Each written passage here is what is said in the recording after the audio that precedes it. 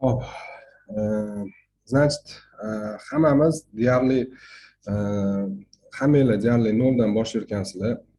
Hech qaysinglar hali professional kurslarda manimcha ishtirok etmagansizlar. Professional strategiyalarni umuman manimcha bilmaysizlar. Lekin boshlang'ich bilim foundation kursi nimaga tashkil qilingan, u osonroq shtobi tushuncha bo'lsin deb. Lekin foundation kursini o'qigan bo'lsanglar ham man o'zimni strategiyalarimni shu bozorda ishlayotgan, hozirgi paytda ishlayotgan ikki xil направлениядagi strategiyalarimni o'rgataman. Shu strategiyaga kerak bo'lgan hamma boshlang'ich bilimlarni sizlarga baribir masalan bilsanglar ham tushuntirib o'tib ketaman. Chunki oranglarda bilganlar bor, bilmaganlar bor. O'shaning uchun hammasini nima desak bo'ladi, noldan boshlaymiz.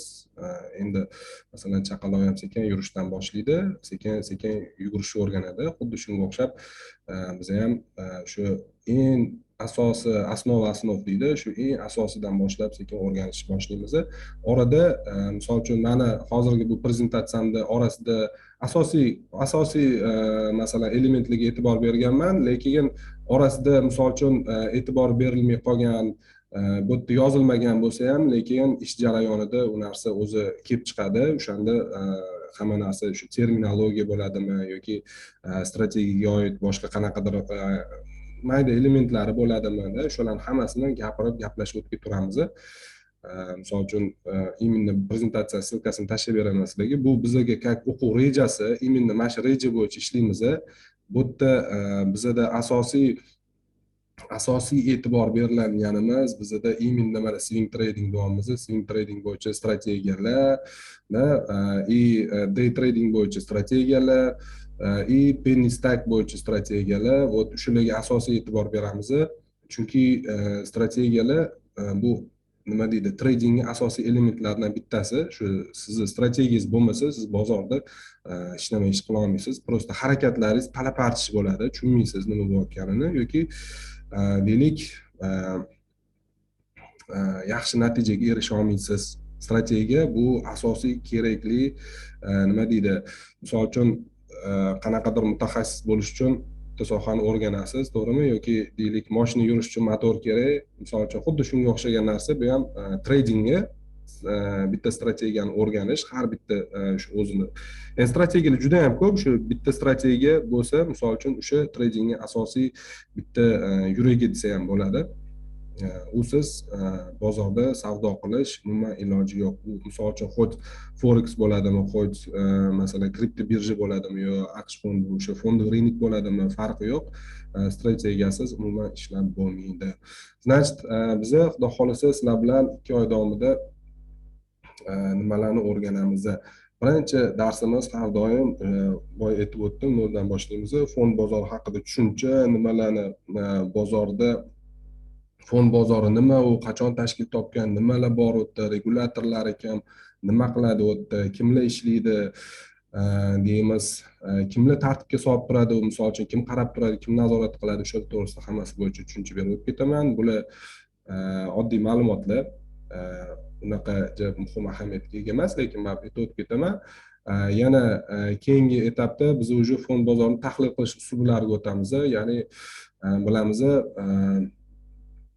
texnik tahlil va fundamental tahlil. Men o'zim asosan texnikman, sababi savdo uslubi deymiz. Savdo uslubi bozorda 3 xil savdo uslubi bo'ladi. Masalan, day trading bo'ladi. Day trading deymiz, bu bir kunni ichida savdo qiladi. Masalan, bugun o'zida sotib oladi, bugunni o'zida sotadi. Mana day trader один день deymiz. Endi ko'p ma'lumotlar ruschada bo'lishi mumkin. Ya'ni bir kun ichida sotib oladi, sotadi. Swing trading deymiz. Swing trading bu 2 kundan ko'p bo'lgan kun mobaynida, masalan, bugun sotib olsa, 1 hafta, 2 hafta, 3 hafta, 4 hafta o'zining strategiyasiga, risk menejmentiga qarab turib, shu sotiladigan joyda sotib chiqib ketadi. Demak, shu oddiy tilda aytganda, bir kundan ko'p ushlab turadi sotib olgan masalan aksiyasini. Invest trading deymiz yoki pozitsionniy trading deyiladi buni. Pozitsionniy trading yoki deymiz, dolgosrочный investitsiya deyiladi. Uzoq muddatli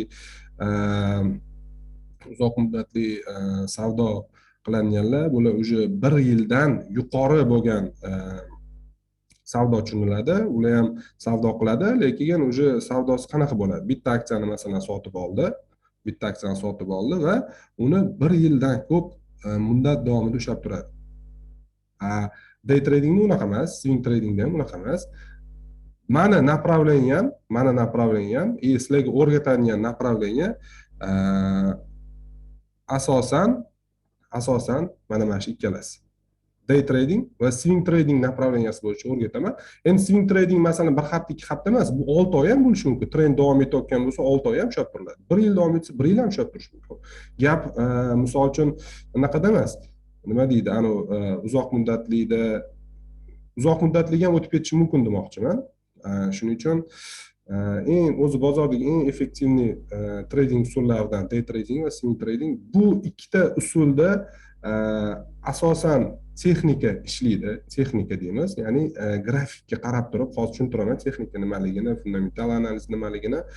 Ya'ni grafikka qarab turib analiz qilinadi, ya'ni bozorda narx harakatiga qarab turib tahlil qilinadi.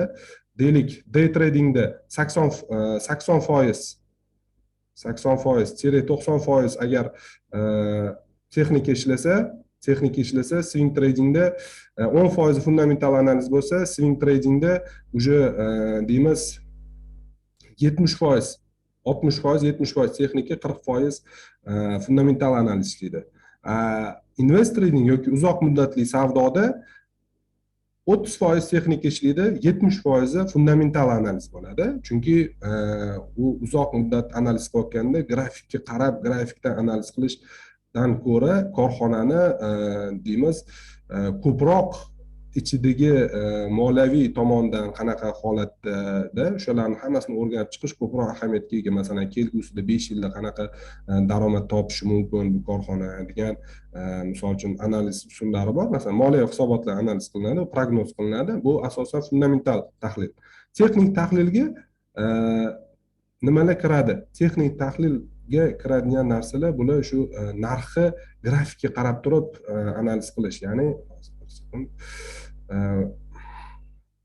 deymiz mana mana shu bizada Apple aksiyasini grafiki bo'ladigan bo'lsa, mana mana shu grafikka qarab turib biza analiz qilamiz. Narx qatga yurishi mumkin, yo qisqa muddat, yo uzoq muddat davomida yoki qanchadir muddat davomida qatga yurishi mumkin.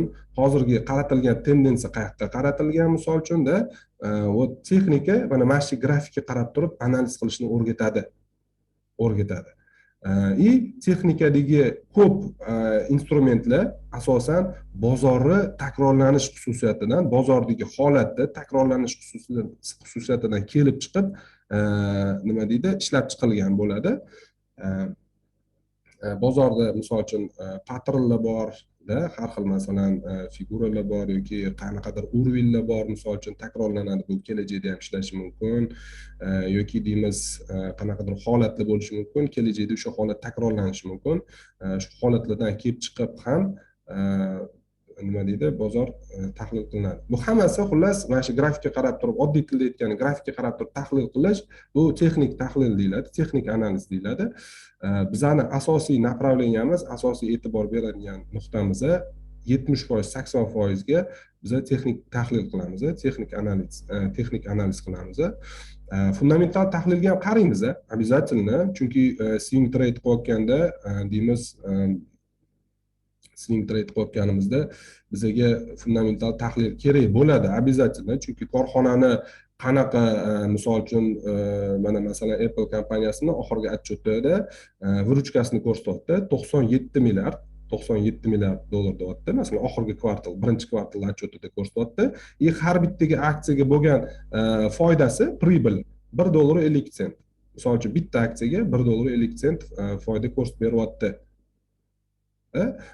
Mana именно oddiy masalaga tushuntirib bera olma, oddiy, ya'ni bu fundamental analiz qiladi. Korxonani moliyaviy holati yoki deylik masalan Apple kompaniyasi, oddiy Apple kompaniyasi misolida aytamiz, Apple kompaniyasi iPhone 14 chiqaryapti yoki qanaqadir bir robot ishlab chiqaryapti yoki nimadir yangi qanaqadir ixtiro qilyapti-da, o'shanga qarab turib и uni kelajagi borligini bu hammasi yengilliklar, hammasi fundamental analiz kiradi. Bu analizlarga ham qaraymiz обязательно, fundamental analizga. Но bizani общий ishlashimiz, tahlilimizda 20%, 30%dan oshmaydi. Biza ichiga kirib, uni 5 yil, 10 yil kelajakda nima qilish mumkinligini hammasini buxgalteriya hisobotlarini ochib, SEC dokumentlarini ochib ko'rib chiqmaymiz, hisob kitob qilib o'tirmaymiz. Kerakli joylarini olamiz, чтобы biz uchun misol uchun mana plyusda turibdi, o'tgan kvartal ham plyusda turibdi, misol uchun solishtirma dalolat qilishimiz mumkin, чтобы holati yaxshi bo'lgan aksiyalarda swing trade qilamiz, ya'ni qanchadir muddatga savdo qilishimiz mumkin. Mana shu misol uchun mana shu trendda savdo qilayotgan bo'lsak, deymiz $155 sotib olgan bo'lsak, sotib oldik deylik, 155 yoki 159 dollardan sotib oldik, $173 sotdik. Bu necha kun davom etyapti? Misol uchun tak 16 kun ichida biz o'sha savdoni aksiyani sotib oldik. Bu swing trade ga kiradi. Mana shu holatda aksiyani narxi misol uchun отчеты agar yaqinlashib qolgan bo'lsa tushib ketishi mumkin, qanaqadir novosti chiqib qolsa tushib ketishi mumkin. O'shaning uchun fundamental tahlilga ham e'tibor berib turamiz. Agar narx tushib ketadigan bo'lsa, yomon yangilik chiqqan bo'lsa, o'sha aksiyadan qutulishga, sotib olishga harakat qilamiz. Shuning uchun fundamental tahlil ham kerak bizga. Ya'ni texnik tahlilda tak hozir sizlarga tak, значит, tahlil qilish uslublarini o'rganamiz. Keyin asosiy bizning mavzuyimiz swing trading. Swing tradingdagi 3 ta strategiya ishlataman. 3 ta strategiya sizlarga o'rgataman. 3 ta strategiya bu klassika deymiz. Men setup A+ deyman buni. Bu eng mashhur nima deydi? Misol uchun mana bunaqa narsa borda. Amerikadagi treyderlar, misol uchun, endi ko'pchilik biladi, masalan, rossiyskiy treyderlar kuchli deb o'ylaydi, lekin Yevropalik kuchli deb o'ylaydi, lekin unaqa emas. Eng kuchli professional treyderlar hammasi Amerikada, ishoninglar.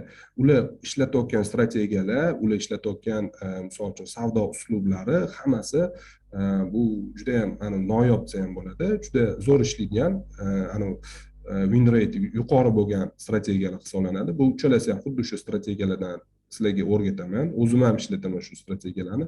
Strategiyalar juda ham ko'p. No, uni hozir men sizlarga masalan 10 ta strategiya o'rgatishim mumkin, lekin 10 ta strategiyani sizlar ishlata olmasligingiz mumkin. Shuning uchun 3 ta eng yaxshi strategiyani tanladim.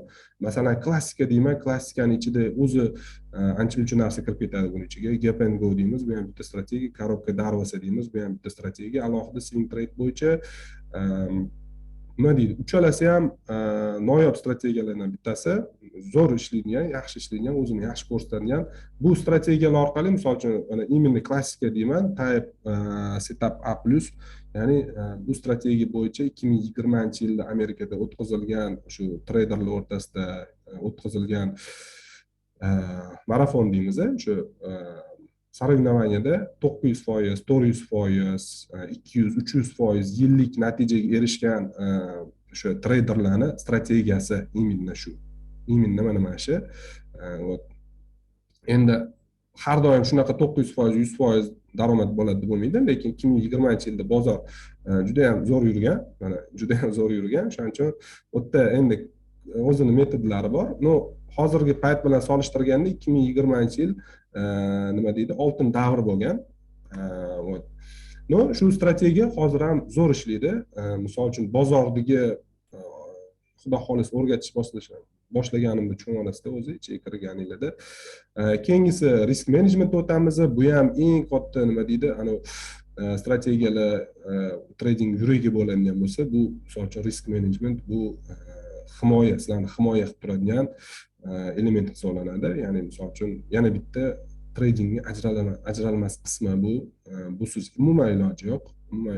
Sizlar umuman tekis to'g'ri harakat qila olmaysizlar busiz. Indikatorlarni ham ko'rsataman. Asosiysi yana aksiyalar tanlovi. O'sha aksiyalar tanlovida swing trading uchun har bitta направление uchun alohida aksiyalar tanlovi bor. Misol uchun swing trading uchun alohida aksiyalar tanlanadi. Swing deymiz, shu halol kompaniyalar aksiyalarini tanlashi, shu qanaqa ko'rishi, o'shani ajratishni o'rgataman, xudo xolisa inshaalloh. Tak. Keyin brokerda hisob raqam ochamiz, Interactive Brokersda birga ochamiz hisob raqamni, birga ochamiz. Hammamiz shu platformada TWS deyiladi platformasini nomi.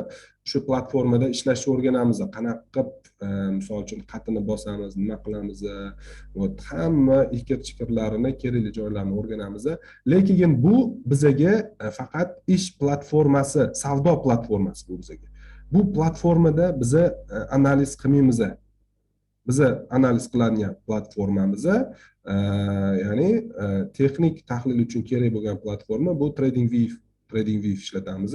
Hozir buni mana shundan boshlaymiz ishni, tushuntirib o'taman nimaligini. Brokerda hisob raqam ochganimizdan keyin nimaga swing trading o'rganib bo'lib, sразу, значит, praktikani poylab o'tirmaymiz. Отбор aksiya, уже bu sizlar tayyor strategiyani o'rganasizlar. Уже sizlar bemalol demo shot orqali, demo shotda Interactive Brokersda real shot ham demo shot ochamiz. Shu hisob raqamlarda bemalol demo shotda уже ishlab boshlaysizlar. Уже men faqat bularni o't bo'lgunimizcha bu bo'yicha qanaqadir sizlarni opit yig'asizlar, opit olasizlar уже nima deydi, praktikalar bo'ladi уже bemalol. Misol uchun agar oxirida praktikada qilib qo'yganimda shu ishni, sizlarda уже day trading bo'yicha praktika kerak bo'ladi, penny stack bo'yicha kerak bo'ladi, hammasi bitta joyga tiqilib qoladi. Shuning uchun voqeadan hisob raqam ochib swing trading bo'yicha praktikani boshlayveramiz. Уже bemalol birgalikda hammamiz masalan aksiyalarni отбор qilib, xullas keyin gaplashamiz u yog'ini. Undan keyin day tradingda ham o'zini o'ta strategiya deb bo'lmaydi. Day trading ya'ni kun ichida savdo bo'lgani uchun eng yaxshi 6 ta patternni ko'rsataman. Pattern degani boya aytdimmi, bozor holati takrorlanuvchan. O'sha takrorlanishiga qarab turib, misol uchun bozorda takrorlanishiga qarab turib, sizlar bozorda day trading degani mana shu kunning ichida ishlash. Shu kunning ichida misol uchun deylik, ana bu yoqda kirdingiz, mana bu qismida kirdingiz deymiz, mana bu yerda chiqib ketdingiz. Mana bu yerda chiqib ketdingiz. Ya'ni sotib olgan narximiz $145 sotib olib, $147 sotib chiqib ketdingiz. $2 foydasiga aksiyani sotib chiqib ketasiz. Bu day trading deyiladi. Ya'ni day tradingda asosan patternla ishlaydi, ya'ni modella ishlaydi, savdo modellari ishlaydi.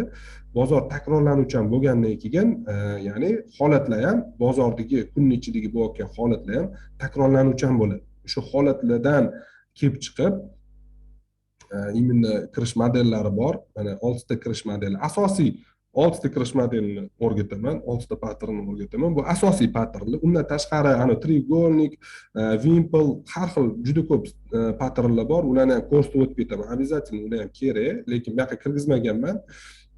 Boya aytganimdek, shu o'quv jarayoni davomida уже sekin-sekin ko'rsatib ketiraman bu yerdagi yo'q narsalarni ham. Tak.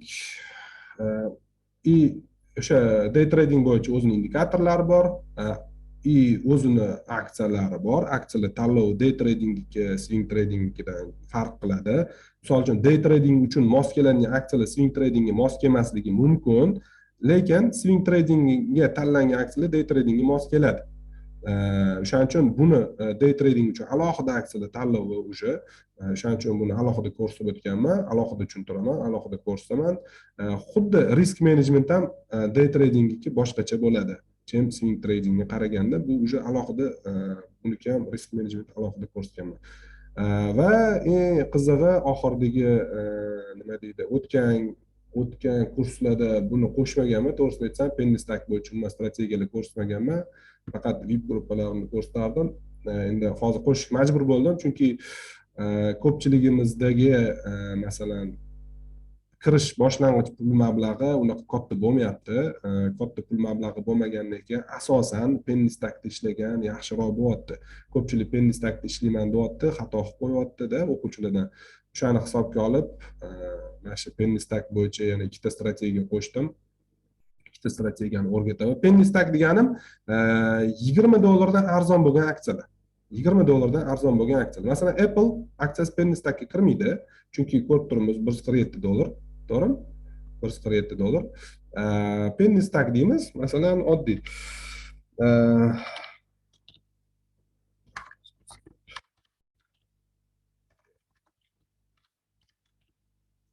Penny stack. penny stack ya'ni $20 arzon bo'lgan aksiya. Mana $2 aksiyalar bo'lishi mumkin, $5 aksiyalar bo'lishi mumkin misol uchunda. Tak. Metroport ko'raylik. Metroport masalan $5 aksiya mana. Bu ham vaqtida lekin $30, $35 bo'lgan, narx tushib ketgan. Hozirgi kunda penny stack hisoblanadi bu ham. Mana shunda ham bemalol ishlasak bo'ladi. Bu bo'yicha faqat alohida strategiya ko'rsatiladi. Misol uchun swing trading strategiyasi bo'yicha ishlab bo'lmaydi. Bunda day trading strategiyasi bo'yicha qaysidir ma'noda qisman ishlasa bo'ladi, chunki bu ham day trading qilinadi. Penny stack ham bir kunni o'zida olib sotiladi. Strategiyasi ham xuddi shunga moslangan strategiya. Indikatorlar, ya'ni penny stacklar bilan ishlashda kerak bo'lgan indikatorlar и aksiyalar tanlovi. Penny stacklarda alohida aksiya tanlovi. Bunda nima deydi? Swing tradingdagi aksiyalar bunda ishlamaydi, day tradingdagi aksiyalar tanlovi ham bunda ishlamaydi. Chunki bu penny stack bu alohida respublika, уже bunga alohida aksiyalar, alohida yondashamiz, alohida strategiya ishlatamiz. Отбор aksiyani ham boshqacha usulda qilamiz, ya'ni penny stacklarni usulda qilamiz. Uni ham ko'rsatib o'tib ketaman. Risk menejmentni ham juda yaxshi, nima deydi? Risk menejmenti ham alohida. Endi penny stacklarni qo'shgandan maqsad, misol uchun deymiz, birinchisi oson bo'lish uchun, o'quvchilarga oson bo'lishi uchun real счетda ishlayotganda masalan deymiz, qaranglar, mana bunaqa narsa bor deb, risk pribel соотношение bor, keyinroq tushuntiraman sizlarga. Masalan, penny stack yurishini qilsa olaylik, qaranglar. Tak deymiz 8% yuryapti bu. 6%, 8%. Masalan, Metroport 8% yuryapti. Yoki deymiz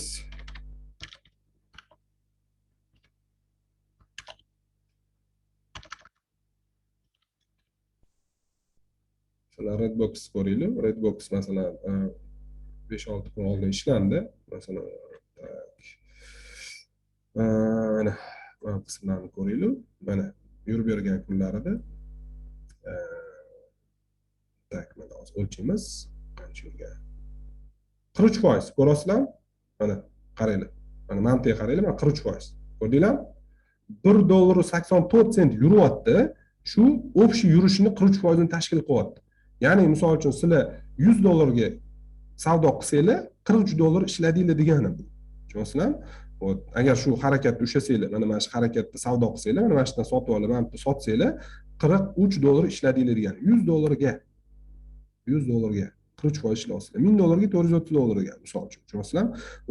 Penny stackki o'zini alohida nima deyiladi, jozibali tomoni shunda, yuqori foizli, yuqori daromadda hisoblanadi. Ko'pchilik uncha e'tibor bermaydi. Men ham to'g'risini aytaman, oldin unaqa penny stackda ishlamasdim. Endi qanaqadir bir sabablar bo'ldi. Mana shu penny stacklar bo'yicha o'tirib ishlab, anaqa o'sha strategiyalarni tuzib chiqib, misol uchun risk menejmentlarni tuzib ishlab, keyin o'sha sekin внедрять qilishni boshlaganman.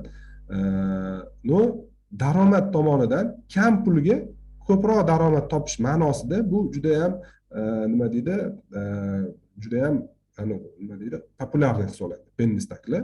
Masalan, mana bu joyini qarang, qancha движение bo'lgan masalan. Mana shu yerda kirgan taqdiringizda ham, mana bu yerda chiqib ketganingizda ham 23% bo'lyapti. 23%. Endi xuddi shuni masalan katta aksiyalarda ko'ramiz. Apple miqyos, Apple'da ko'raylik, masalan, oddiy Apple'da. Masalan, mana shu kuni mana bu yerda kirdik deymiz. Mana bu yerda sotib oldik, mana bu yerda sotdik. 2%. Ko'rasizlarmi? Lekin bu $156 dan $2 yuryapti. Bor yo'g'i 1,5% tashkil qilyapti. 1,5% mana. 1,5% tashkil qilyapti. Ko'rdinglarmi? U $1 yurgani 20%, 30%, 40% tashkil qilyapti. To'g'risini aytaman, men penny stackda 10% dan ko'p daromad ko'rsam, уже сразу nima deydi, sotish boshlayman aksiyalarni, qanchadir qismini sotish boshlayman. Chunki 10% menga juda katta natija hisoblanadi. Masalan, deylik, savdo qilganingiz deylik, $10,000 сделкangizdan 10% qancha bo'ladi bitta сделкangizda? Yaxshi pul bo'ladi. Misol uchun o'shaning uchun penny stackda ishlashni o'ziga yarasha yaxshi tomonlari ham bor, xullas minus tomonlari ham bor, hammasini ko'rsatib o'taman. Bu yerda ham undan keyin уже praktikaga o'tamiz. Praktikamizni ko'ramiz, uni gaplashib olamiz, qanaqa qilishni ну praktikada onlayn shu birga savdo qilamiz xudo xohlasa inshaalloh. Uni keyinroq gaplashib olamiz o'sha bemalol vaqt bo'lganda. Tak, ho'p. Hech kim uxlab qolmadimi ish qilib? Savolinglar bormi shu joygacha? Bo'ldi, savolinglar bormi? Yo'q, hozircha hammasi yaxshi. Bo'ldi, хорошо. Bo'lmasa davom etamiz. Значит, birinchi darsimiz, ya'ni rejani bilib oldik, nimalarni o'rganamiz. Shuning uchun tak, boshlaymiz. Bo'lmasa fond bozori nima? Fond bozori ham mana Dilmurod aka bozorda ishlayotganlar, xuddi shu nima deydi, o'zimiz bozordagi bozor, faqat u yerda qimmatli qog'ozlar oldi-sotdi bo'ladi. Deymiz, misol uchun dehqon bozorida shu dehqon xo'jaligi mahsulotlari sotilsa yoki qurilish mollari, qurilish bozori sotiladigan bo'lsa, bu yerda fond bozorida nimalar savdo bo'ladi. Xuddi realniy ishtirokchilar sifatida, misol uchun masalan deylik, Dilmurod aka sotuvchi bo'lyapti, Diyorxon oluvchi bo'lyapti. Misol uchun Apple aksiyasini Dilmurod aka sotyapti, Diyorxon olyapti, bo'ldi. Xuddi shunaqa amalga oshiriladi bu yerda savdo. Forexda unaqa emas. Forexda unaqa emas, bilib olinglar. Shu narsani ko'pchilik adashtiradi. Forex nimaga nojoiz deyilgan? Chunki u yerda haqiqiy narsada savdo qilinmaydi. Faqat kursdagi raznisaga ishlanadi, foyda olinadi. Ya'ni SVD kontrakt deydi. O'zi Forexda shu ochayotganinglarda ham e'tibor beradigan bo'lsanglar, SVD kontraktlar bilan ishlash katta riskka olib keladi, deb ruschada yozadi. Hamma broker pastdagi qismida yozib qo'ygan bo'ladi. Nima degani? SVD degani bu AUFI standartida, shariat standartida yozilgan, nojoiz, mumkin emas ishlash, chunki u yerda haqiqatda tovar oldi berdi bo'lmaydi. Tovar olib, tovar sotmaysiz. Ya'ni misol uchun tovar deganim anaqada fond bozorining tovari bu aksiyalar bo'lishi mumkin yoki boshqa instrumentlar bor, o'shalar bo'lishi mumkin. Men aksiya misolida aytaman. Haqiqatda aksiya olib sotmaysiz yoki boshqa operatsiyalarni qilmaysiz. U yerda faqat o'sha tepaga yuradi yo pastga yuradi degan stavka qilasiz, bo'ldi. Ko'pchilik bizda O'zbekistonda hozir bu narsa juda ham rivojlanib ketgan, fond bozori, to есть forex deymiz, forex rivojlanib ketgan.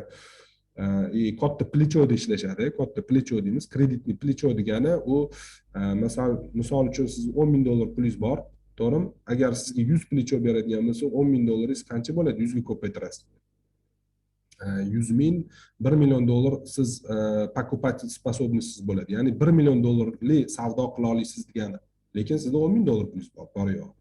Lekin broker sizga $1 million tovar sotib olishga ruxsat beradi. Bu narsa ham nojoiz hisoblanadi, chunki o'zingiz pulingizga savdo qilishingiz kerak. Plus fond bozorimiz o'zi Amerika fond bozori. Men o'zi asosan faqat Amerika fond bozorida ishlayman, chunki dunyoni 44% общий fond bozorlarini, masalan, Yevropa bo'lishi mumkin, London, aziyatskiy fondoviy rinoklar bor, masalan, Gonkong bor, yana Yaponiyadagi bor. O'shalarni hammasini qo'shganda 44% оборот faqat Amerikanikida bo'ladi. Безопасность tomonidan ham misol uchun juda mustahkam ishlangan, hamma yog'i, ya'ni mustahkam qilingan. Misol uchun nazorat tartibga soluvchi organlari FRS Federalniy rezervniy sistema bilamiz. Federalniy rezerv sistema bu eng katta nazorat qiluvchi organ hisoblanadi. Xullas, hali xudo xohlasa ichiga kirib borsangiz, sizlar ham aytdim-ku, men anaqaga e'tibor berasizlar deb. Fundamental tomoniga e'tibor beradigan qismimizda imенно FRS ulushi bor, chunki FRS foiz stavkalarini ko'taradi. Xuddi bizning Markaziy bankka o'xshagan tashkilot, lekin undan ancha kuchli. Palnomochasi ham ko'p, juda ham. SEC bor, FINRA bor, bular ham hammasi nazorat qiluvchi organ hisoblanadi. Bularni keyin ish davomida sekin-sekin ichiga kirib boramiz. Unaqa bizga muhim emas, prosta bilib olsanglar bo'ldi. Fond bozori qanaqa mexanizmda ishlaydi? Fond bozori qanaqa mexanizmda ishlaydi? Boya aytganimdek, bu yerda realniy sistema ishlaydi, realniy bozor sistemasi ishlaydi. Ya'ni oldi-sotdi, haqiqatda oldi-sotdi bo'ladi. Misol uchun deymiz, mana men Dilmurod aka sotyaptilar, misol uchun mana men Diyorxon sotyaptilar, misol uchun покупатель deymiz. Bular sotayotganni broker orqali brokerga zaявка beradi. Bu ham fond bozori ishtirokchisi hisoblanadi. Interaktiv broker deymiz. Buni misol uchun masalan 100 ta Apple aksiyasini sotyaptilar. Bu brokerga 100 ta aksiyani sotib ber deb zaявka beryaptilar va broker uni birjaga olib chiqyapti. Nasdaq, New York fond birjasiga olib chiqib beryapti. Bu yoqdan masalan Diyorxon sotib olaman deb brokerga zaявka beryapti. 100 ta aksiya Apple aksiyasini sotib olib ber menga deb bular ham xuddi shunaqa fond bozoriga New York fond bozorida uchrashyapti. Oldi berdi bo'ldi. Bular oldi berdi bo'lgandan keyin clearing palata birja deyiladi. Clearing ishlari amalga oshiriladi. Ya'ni masalan Dilmurod akada haqiqatda 100 ta Apple aksiyasi bormi yo'qmi tekshiriladi. Diyorxon akada misol uchun deymiz shu 100 ta Apple aksiyasi bo'lsa nechta bo'ladi? Masalan $150 bo'lganda $15,000 pullari bormi, shotlarida yo'qmi, shu tekshiriladi misol uchun. O'sha narsa tekshiradi va depozitariyaga o'tiladi. Depozitariyada mana o'z sxemasidan tushunib olsanglar ham bo'ladi. Ya'ni oldi berdi amalga oshiriladi. Oldi berilar amalga oshiriladi. Ya'ni sizlar sotib olgan aksiyalar haqiqatda sizlar nominglarda turadi. Sizlar aksioner hisoblanasizlar. Aksioner hisoblanasizlar. Apple'da aksioner hisoblanasizlar. Именно shunisi bilan farq qiladi. Ya'ni haqiqatda oldi berdi amalga oshiriladi. Qo'ldan qo'lga o'tadi demoqchiman. To'g'ri, bu narsa hozir mana shu aytib bergan hamma narsa bir minut gapirdimmi? Mana shu hamma narsa 1 sekundda amalga oshiriladi. Lekin mana bu ikkita qismi, mana bu ikki qismi, ya'ni depozitariya, расчет, mana shu qismi T+2 qoidasi bo'yicha, T+2 qoidasi bo'yicha 2 kunda amalga oshiriladi. Chunki to есть sizlar bugun masalan ishlatgan pulinglar, bugun masalan shotinglarda $10,000 pul bor edi. $10,000dan deylik $5,000 ishlatdinglar, bugun ishlatdinglarda sizlarda $5,000 pul qoldi, to'g'rimi? 6,000 deylik, mana shu $6,000 ishlatdinglar, $4,000 pul qoldi. T+2 qoidasi bo'yicha mana shu operatsiyalar hammasi amalga oshirishiga maksimum 2 kun vaqt ketadi. To есть Dilmurod aka nomidan o'chirib, aksiyalarni Diyorxon aka nomlariga o'tkazishga 2 kun vaqt ketadi. Shu holatda T+2 qoidasi ishlaydi. Ya'ni $6,000 pulni sizlar ishlata olmaysizlar. Bugun sotib olgan kuningiz ham, или sotgan kuningiz va ertasi kuni ishlata olmaysiz, indingi kundan ishlatib ketasiz. Siz значит ertasi kuni $4,000 ishlatishingiz mumkin bo'ladi. Bu общий pul balansingizda ko'rinib turadi. $10,000 bo'lib ko'rinib turadi, lekin bu pulni paka mana oldi berdi amalga oshirilmaguncha, hamma narsa operatsiya amalga oshirilib cheki bo'lmaguncha sizlar pulni ishlata olmay turasizlar. Broker muzlatib qo'yadi pulinglarni va indingi kunidan bugun erta indindan sizlarga ruxsat beradi yana ishlatishga. Xullas, bir kundan keyin ishlatasizlar pulni. Tushundinglar? Uni keyin yana tushuntirib o'taman T+2 pravilasini. Xullas, oldi berdi amalga oshirilishi xuddi mana shu sxemada amalga oshiriladi. Mana brokerga zaifga beriladi. Hech qanaqa o'tda masalan bir tomonlama savdo bo'lmaydi. Tushundinglar? Bir tomonlama savdo bo'lmaydi. Faqat bularni o'zlari olib, neizvestni kimgadir qanaqadir savdo bo'lmaydi. Har doim bilinglar, har doim ikkinchi tomoni bor. Agar ikkinchi tomoni bo'lsa, sizlar prosta sota olmaysizlar. Tasavvur qilinglar, Apple aksiyasini masalan Diyorxon akadan boshqa hech kim olmayapti bozorda, lekin Dilmurod aka sotyaptilar, hech kim olmayapti. Bo'ldi. O'sha $150 dan sotayotgan bo'lsalar, narx pastga qarab tushib ketaveradi. Talab va taklif qoidasi bor, hozir tushuntirib ko'rsataman bu narsani. Narx pastga qarab tushib ketaveradi. Qatta masalan покупатель chiqsa, $149 dan chiqsa, o'sha narxdan sotadi. Agar hech kim bo'lmasa, lekin unaqa holatda aksiyalar bilan ishlamaymiz. Prosta sizlar o'zingizlar tushunib olishingiz uchun aytaman, shu ikkinchi tomon bo'ladi har doim. Kimdir sotsa, kimdir oladi demoqchiman. Haqiqiy savdo amalga oshiriladi. Fond bozorida masalan bu yerda mana spiskasi bor, o'zingizlar ham ko'rib chiqarsizlar. New York fond bozori, Nasdaq, Amex, Arca, BATS bor, masalan OTC Markets bor. Bular hammasi mana shu hamma fond bozorlari deymiz. Lekin asosiysi mana New York, Nasdaq eshitgan bo'lsangiz kerak, eng kattalari. Arca, Amex mana shular asosiy eng katta anaqalar hisoblanadi. Nima deydi? Likvidnost bergan ishtirokchilar hisoblanadi. Fond bozorida shu. Tak. Bularda hammasini bitta elektron sistema, ETF deymiz, bitta elektron sistema orqali bog'langan.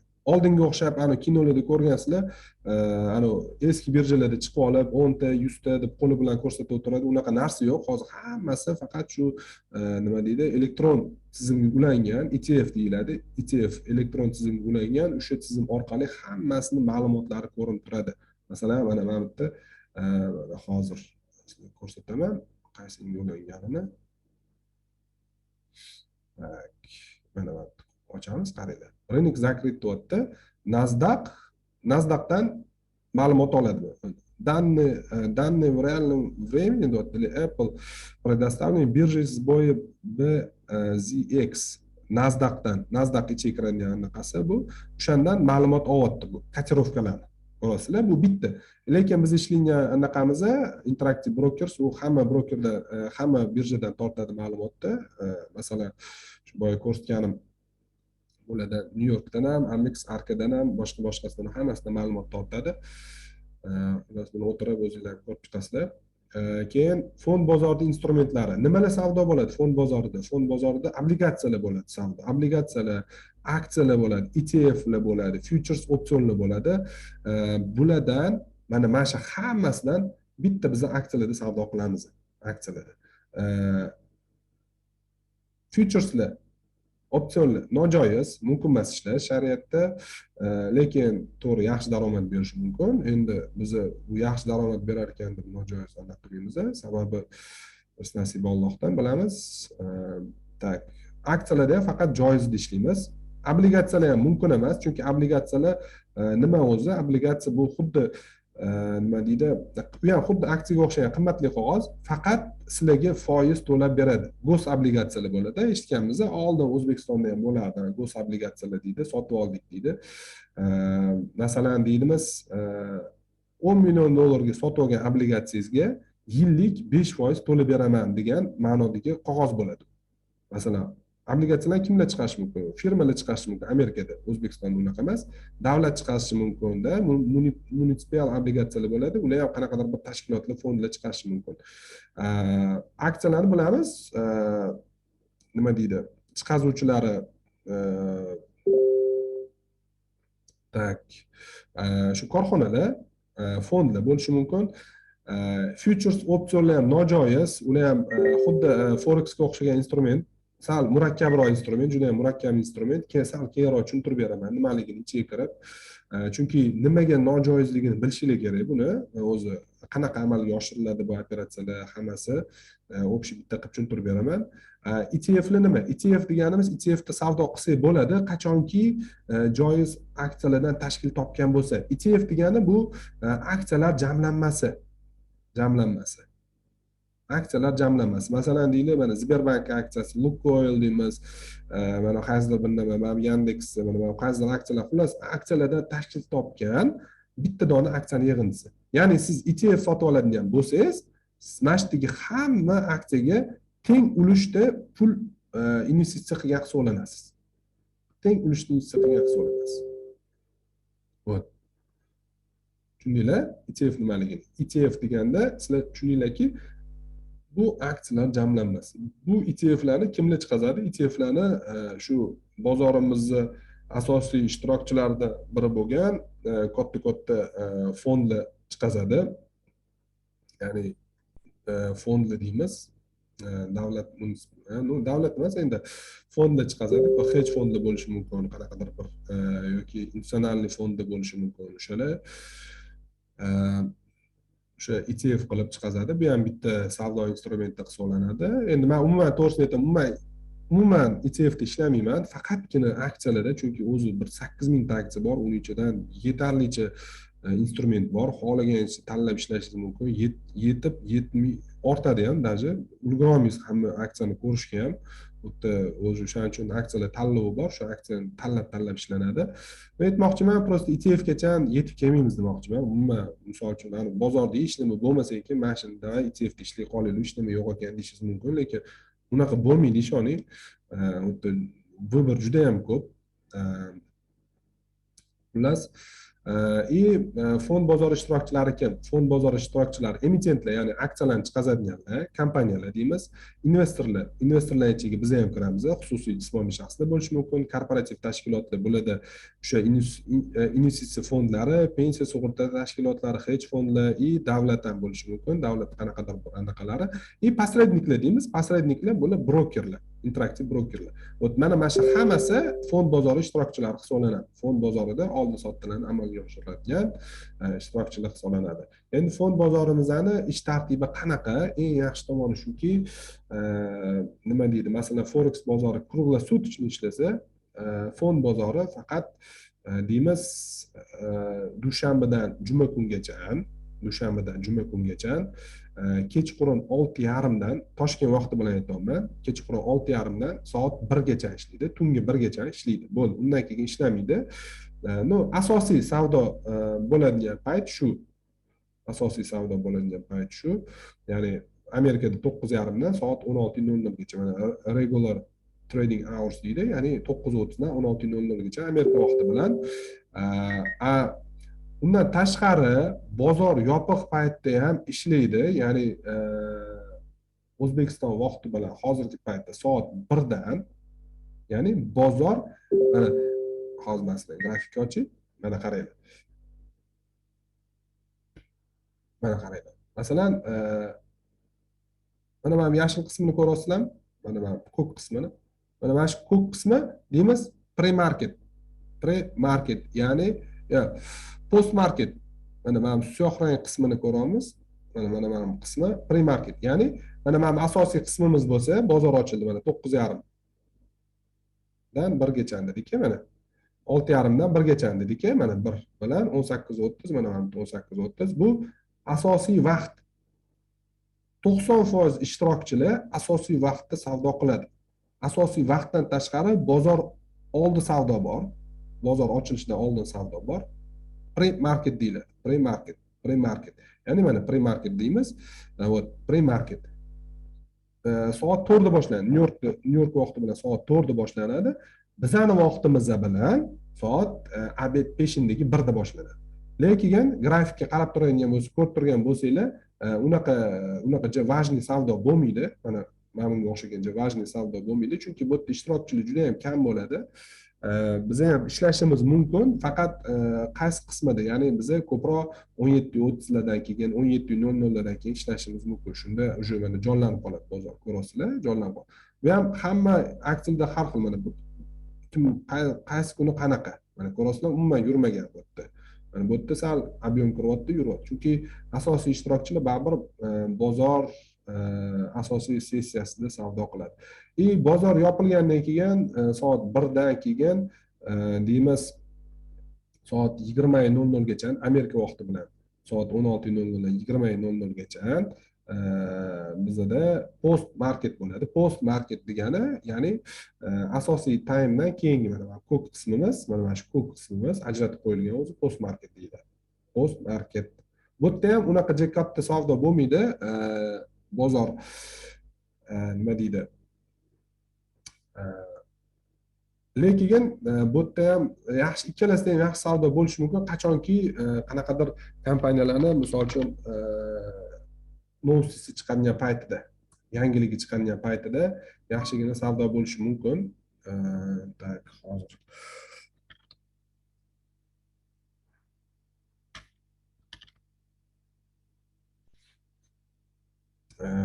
mana qaranglar. Ko'rasizlarmi?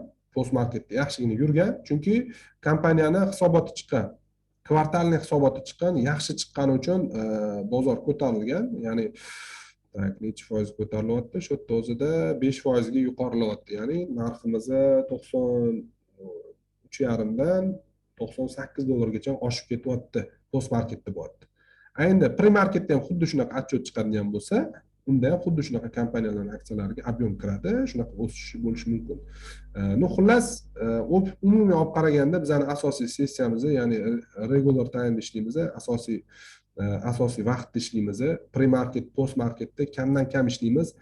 Ishlashimiz mumkin agar hisobot topshirayotgan, hisobot e'lon qilayotgan aksiyalarda, ya'ni отчетный aksiyalarda savdo qilsak, отчетda ishlangan bo'lsak, o'shandagina faqatgina ishlashimiz mumkin bo'ladi post marketda. Yoki asosiy vaqtda sotib olgan aksiyamizni post marketda sotsak ham bo'laveradi, farqi yo'q.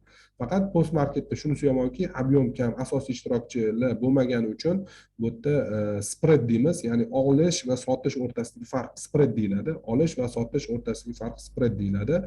Spread katta bo'lishi mumkin. Spread katta bo'lishi mumkin. Masalan, oddiy vaqtda 2 sent bo'ladigan bo'lsa, bu yerda уже 50 sent bo'lib ketishi mumkin. Значит, spread katta bo'lsa, sizlar sotayotgan narxingizdan hozirgi turgan narxdan 50 sent arzon sotasizlar degani.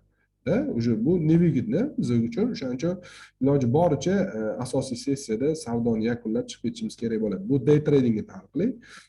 Shu kunni o'zida savdo qilayotgan bo'lsak agar. Tak. Endi oddiy umumiy tushunchalar shu fond bozori to'g'risida. Endi u yog'ini keyin darsda davomida yana birgalashib aniq qilib turamiz. Yana qanaqadir momentlari chiqib qolsa tushuntirib ketiraman hammasini. Shu haqgacha nima savol bor kimda? Izod aka, Abi. savol shundan iboratki, mana bu masalan day tradingga biz ishlayotgan paytda siz aytdingiz soat 1gacha, kechki payt 1gacha ishlaydi dedingiz bozor. Biza soat 7da kirishimiz mumkinmi? Vaqtda kunini любой paytda kirishimiz mumkinmi? Yo'q, aytdim-ku mana. Ish vaqti, значит, bizda qachon bo'ladi? Dushanbadan jumagacha, shanba umuman ishlamaydi bozor. Shanbadan dushanbadan jumagacha Toshkent vaqti bilan 6:30 da ochiladi. 6:30, kechqurungi 6:30, kechqurun kechki 18:30 dan tungi 1gacha ishlaydi. Soat 1. Soat 1gacha ishlaydi. 01:00 gacha ishlaydi. Asosiy vaqt shu. Tushunasizlar, misol uchun ishlaydiganlar bo'lsa, ishdan keyin kelib savdo qilsa bo'ladi degani bu. Qulay tomoni shunda, u shanba ishlamaydi. Endi asosiy ish vaqtidan tashqari, ularda ham qo'shimcha vaqtlar bo'ladi. Qo'shimcha vaqt, ya'ni bozor ochilishidan oldin savdo bo'lishi mumkin. U qo'shimcha vaqt, u yerda asosiy ob'yom bo'lmaydi. Bozor yopilgandan keyin savdo bo'lishi mumkin. Qanchadir vaqt, masalan, 1 soatda 1 soat bo'lishi mumkin. Bu yerda ham unaqa важный ob'yom bo'lmaydi. Lekin, bu ham savdo vaqtiga kiradi. Faqat buni nomi xuddi aytganimdek, bozor ochilishidan oldingi bo'lsa pre-market, bozor yopilgandan keyingi bo'lsa post-market. Значит, post-market desa tushuninglarki, asosiy vaqt soat 1da yopildi. Mana 01:00 ko'rib turibsizlar pastda. 01:00 yopildi. Undan keyingi kechqurungi vaqt уже post-market deyiladi. Bozor post-market. Biz asosan bu bozor savdo qilmaymiz. Faqatgina shu отчетный aksiyalar bo'ladigan bo'lsa, mana bunga o'xshagan holatlar bo'lsa, shularda biz kirib chiqib ketishimiz mumkin day trading. Yaxshi отчеты yaxshi chiqqan aksiyalarda ishlamaslik noto'g'ri. Отчетni o'zi to'g'risini aytsam, bu lotereyada yomon chiqib qolishi mumkin. Endi shunaqa kompaniyalar bor, hisobotini o'rganib chiqsa, agar masalan 1000 yildan beri faqat o'sadi. Ularda yomon chiqish ehtimoli juda ham kam. O'zi bozor hech qachon 100% hech kim prognoz bermaydi. Har doim 50-50 hisoblanadi bozor. 50-50 любойchasiga. Sizni strategiyangiz, sizni bilimingiz faqat shuni siz tomonga bo'lgan koeffitsiyentni yuqorilab ko'rsatib beradi. Masalan, 50%, 60%, 70% ga chiqazib berishi mumkin. Siz tomonga bo'lgan nima deydi, anaqani koeffitsiyentni siz tomonga ko'paytirib berishi mumkin. Atak bozor 50-50. Hech kim hech qachon buni misol uchun mamki ketadi deb 100% aytolmaydi, ketmaydi chunki bozor unaqa bo'lmaydi. Tushunasizlarmi? Sizlar kutgandek yurmaydi bozor. Bizda kutgandek, masalan, Amerikadagi kuchli analitiklar bor, Tom Lee bor, masalan, SNBC ni ko'rsanglar, hammasi mamki ketadi, bu yoqqa ketadi deydi, lekin u yoqqa yurmaydi bozor. Tushunasizlarmi? U o'zini hech kim, men bu gapim bilan nima demoqchiman? 50% ga 50% bozor harakati, tushunasizlarmi? Mana shu pastga dalish ketadi yoki tepaga yuradi deb hech kim aytolmaydi. Ertaga tepaga yuratsiz, pastga ketishi mumkin, pastga yuratsiz, tepaga ketishi mumkin. Faqatgina biz shu o'zimizni strategiyaga asoslanib, o'shanga amal qilgan holda ishlasak, o'sha strategiyani tarixda именно shunaqa holatda ishlaganini hisobga olganimizda, masalan 80-90% paytda ishlagan, yurib berganini hisobga olsak, bu ham yurish kerak degan xulosa beramiz faqat. Tushunasizlarmi? O'shanga tayansak, bizda 50-50 emas, уже 60ga 40, 70ga 30, 80ga 20% farqi bo'ladi. Ya'ni 50-50 dan yuqorilashadi bizda tomon koeffitsiyentimiz. Tak. Tushuntira oldimmi xullas vaqtini? Значит, 6,5 dan 18:30 dan 01:00 gacha bo'ldi. Tushunarli. Tradingga fond bozorida, amerikanskiy fondовый рынокda asosiy anaqasi nimada? Erkinlik. Tushunasizlarmi? Masalan, siz hech kim bu yerda kirib savdo qilganda majburlamaydi. Savdo qilish o'zingiz interesingiz. Xohlasangiz qilasiz, xohlamasangiz qilmaysiz. Shammoddih dam, hech kim o'y ishga chiqqin, baraka topgur demaydi, kimdir qo'liga qaranmassiz, tushunasizmi? Faqat o'zingiz uchun ishlaysiz. O'zingiz uchun erkinlik. Demak, hamma tradingni o'zini uryapti. Chunki erkinlik bu yerda. Hamma erkin bo'lgisi keladi. Anaqadan o'qigan bo'lsanglar, Bidniy papa Bogатый papa deydi, Krisining bek deydi, quruq bo'ladi. Boy. Quruq bo'ladi, Krisining bek deydi. Unaqa korobka bo'ladi, to'rtburchak korobka bo'ladi. Ya'ni Kiyosaki shuni tushuntirib beradiki, masalan deydi, "Men bitta sen ishchisan deydi. Sal mavzudan chetga chiqamiz, lekin bu kerak sizlarga, psixologiya. Ishchisan deydi. Bu yerda mutaxassissan deydi, spetsialistsan deydi. Mutaxassis deydi. Bu yerda sen tadbirkorsan deydi. Bu yerda sen investorsan deydi. Tushunasizmi? Siz super mutaxassis bo'lib, qanaqadir vazirlikda kim bo'lib ishlagan taqdiringizda ham siz ishchi hisoblanasiz. Mutaxassismisiz, mashqatlangan mansubsiz, tushunasizmi? Mayli, $10,000 oylik olib, $5,000 oylik oling, siz oylik olasizmi? Demak, siz ishchisiz. Siz erkin emassiz. Siz kimdir qo'liga qarab turasiz, kimdir настроенияsiga qarab turasiz, kimdir aytgan ishni qilasiz, kimdir buyrug'ini bajarasiz. Mana to'g'ri, oddiy ishchi hech qachon o'zini nima deydi, anaqasini tanlash huquqiga ega emas.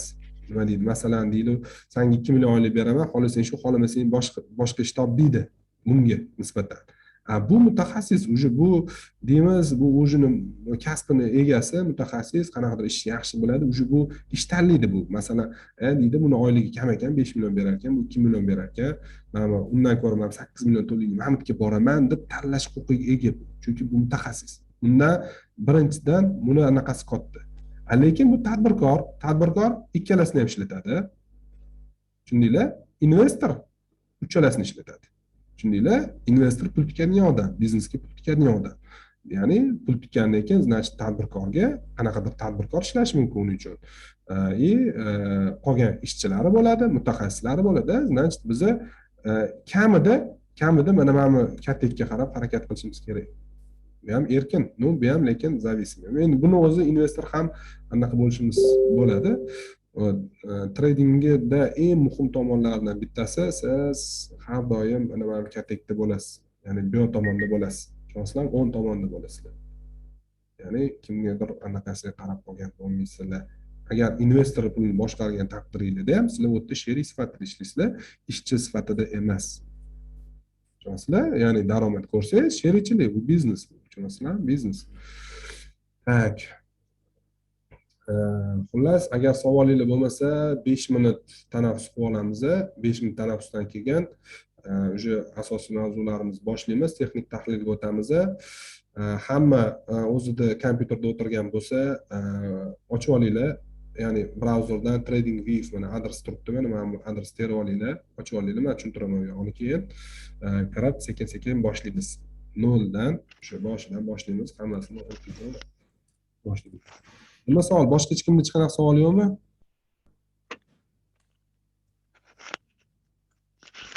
Izzat aka, Qanday? men uzr endi bu nima uchun savol uchun. Men hozir ko'rib Telegramlardan ko'rib turibmiz. Ko'pchilik nima qilyapti, shu men bu Forexda yoki Bitcoinda nima qilyapti, o'rtoqlarim, men ishlaganim yo'qda endi bu hali nojoizlik uchun. Lekin aytishyapti, siz endi shuncha yillik tajribaga egasiz. Bularga nisbatan aksiya bilan ishlashda bularda daromad ko'p deydi. Shu rostmi, noto'g'rimi shu? Forex'da ishlagan daromad ko'p demoqchimisiz? Ha, bu nima aksiyaga nisbatan deyapti-da. Bo'lmagan gap, bo'lmagan gap. Manaqa narsa borda, masalan, $10,000 puliga boya aytdim, marja degan tushuncha. Marja degan tushuncha bor. Marja degani kreditni плечо deydi. Kreditni плечо deydi. Ya'ni men marja deb tushuntira qolay sizlarga. Marja deymiz. Marja birga 10 bo'lsa, kamida sizni $10,000 pulingiz qancha bo'ladi shunda? $10,000 pulingiz qancha bo'ladi? 100,000 100 bo'ladi. ming. 100,000 bo'ladi. Endi tasavvur qiling. Tillani 1 unsiyasi nechi pul turadi? Tillani 1 unsiyasi nechi pul turadi? Men hozir sizlarga ochaman. Qarang, hozir Forex'da asosiy instrument tilla. Mana gold qaraymiz. $1,811, to'g'rimi? $1,811. $1,811 pulingiz bo'lsa, значит 10 mingga qancha olasiz shunda? Mana kalkulyatorda bo'linglar, oddiy. 8 tami? Ha? Kalkulyator hozir. Qancha olamiz? 10 mingni bo'lamiz 1,811. 5 deydi. 5 dona olar ekanmiz. Bu unsiya minimalniy lot. Lot tushunchasi borda. Masalan, mana bunaqa tushuncha bor. Lot, ya'ni bitta aksiya. Aksiyalarda shunaqa. Bitta deymiz, lot degani 100 ta aksiya degani. Tushundinglar? Bir lot degani aksiyalarda bir lot aksiya sotib olman degani, bir 10 ming. aksiya sotib olman degani 100 ta aksiya sotib olman degani. Tushundinglar? 100 ta aksiya. Bitta dona aksiyangiz, misol uchun, endi hisoblaymiz, qarang, matematika ketdi u yog'i. Ya'ni 5 ta dona oldik, tasavvur qiling, 5 ta dona oldik. Bu 1 unsiya degani buni bir lotda qancha bo'ladi, bilasizmi? 100 ga ko'paytirasiz buni ham. Qancha pul kerak bir lot olish uchun? Ya'ni 1,811 ko'paytiramiz. $181,000 kerak. Bir lotda kirishimiz uchun без плечо. Tushundinglar? Без плечо. Bizda 10 ming bormi? Biz qancha olar ekanmiz? Значит, 5 lot olmaymiz. Bir lot, ya'ni 100 bir lotingiz 100 ta bo'ladigan bo'lsa, biz shuni minimalnisini olamiz. 0,05 bo'ladi. Tushundingizmi? 0,05 bo'ladi. 5 ta 0,05 bo'ladi. Endi tasavvur qiling, bu qancha yuradi? Bir kunda, masalan, deylik,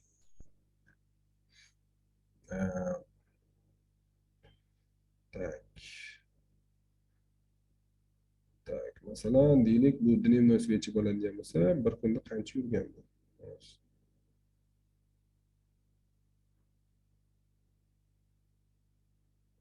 Masalan, mana joyini olaylik. 0,78% yuryaptimi? Ha? $10,000 ga qancha pul topasiz shu yerdan?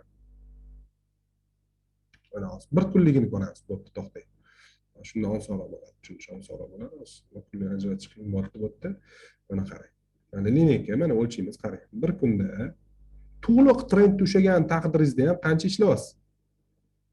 1,40 bo'lyapti, mana 1,40, to'g'rimi? Mana. To'g'rimi? Bo'ldi.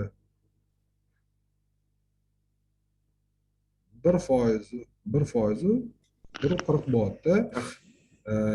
Da, 1,40 bo'lyapti. Endi boya ko'rsatgandek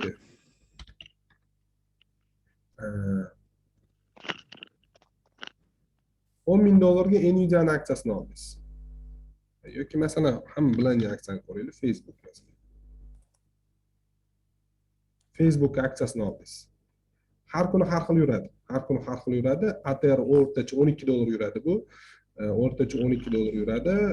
Deylik, necha foiz tashkil qiladi, hozir ko'ramiz. O'rtacha yurganda necha foiz? 4% mi? Ha. 4%mi? Endi hisoblang, siz $10,000 ga sotib olsangiz, 1,40% polni движение yashagansiz, bunda 1,40% ushlayapsiz. Bunda 5% ishlayapsiz. Qaysi biri ko'p? Oddiy misol bu sizga. Ya'ni ichiga daskanalni kirmay oddiy misol bu. 5% ishlayapsiz unda. Unda qancha ishlayapsiz? 1.40 ishlayapsiz. Bor yo'g'i 1.40 beryapti sizga dohodingiz. Divideniyani shuncha divizeniya ushlayapsiz. O farqi bor uni, katta farqi bor. Aksiyalarda demoqchiman daromad katta. Tushunasizmi? Plus ishlashga instrument ko'p. Bu yerda masalan bu atigi ancha yuradigan bo'lsa, masalan plus ko'p bo'ladigan bo'lsa, siz Amazon aksiyasini yoki Tesla'ning aksiyasini ko'ring. Amazon nojoiz, Tesla'ni ko'ramiz. Masalan Tesla'ni qarang bir kunda qancha yuradi. Hozir men sizga ko'rsatib beraman. Dollarda hisoblangan bo'lsa 7% masalan tushib ketgan endi. O'rtacha agar ko'tariladigan o'rtachasini qaraydigan bo'lsak, masalan kamida 5% yuradi-da bu.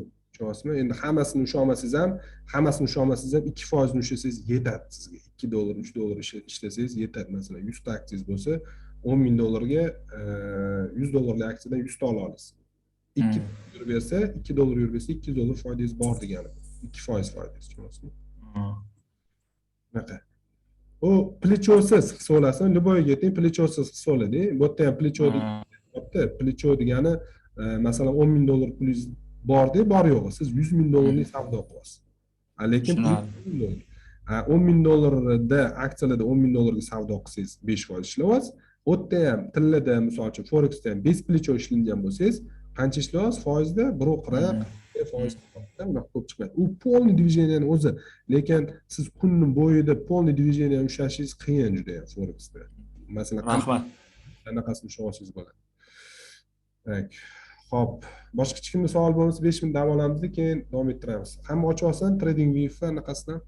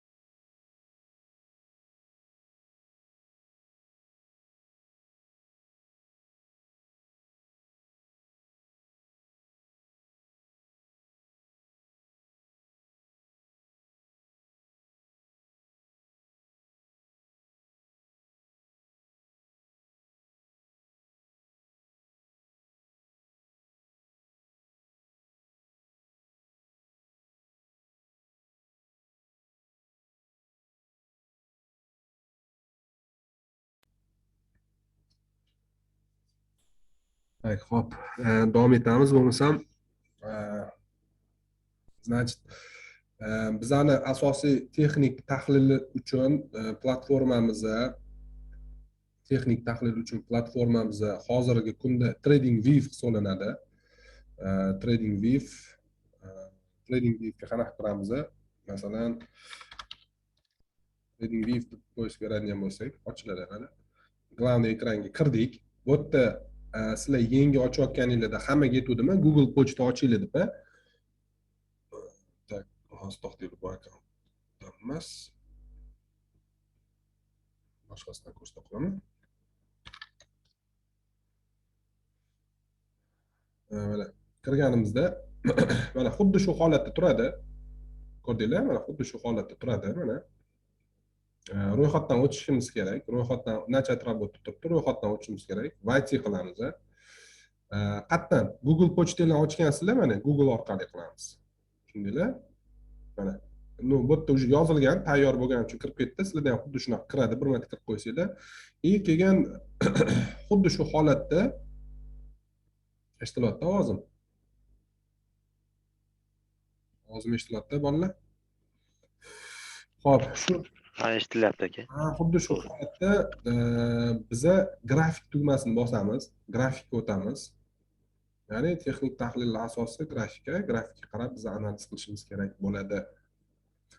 Grafik o'tamiz.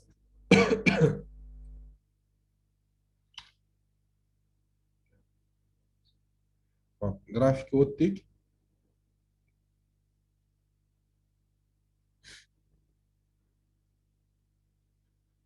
Hop.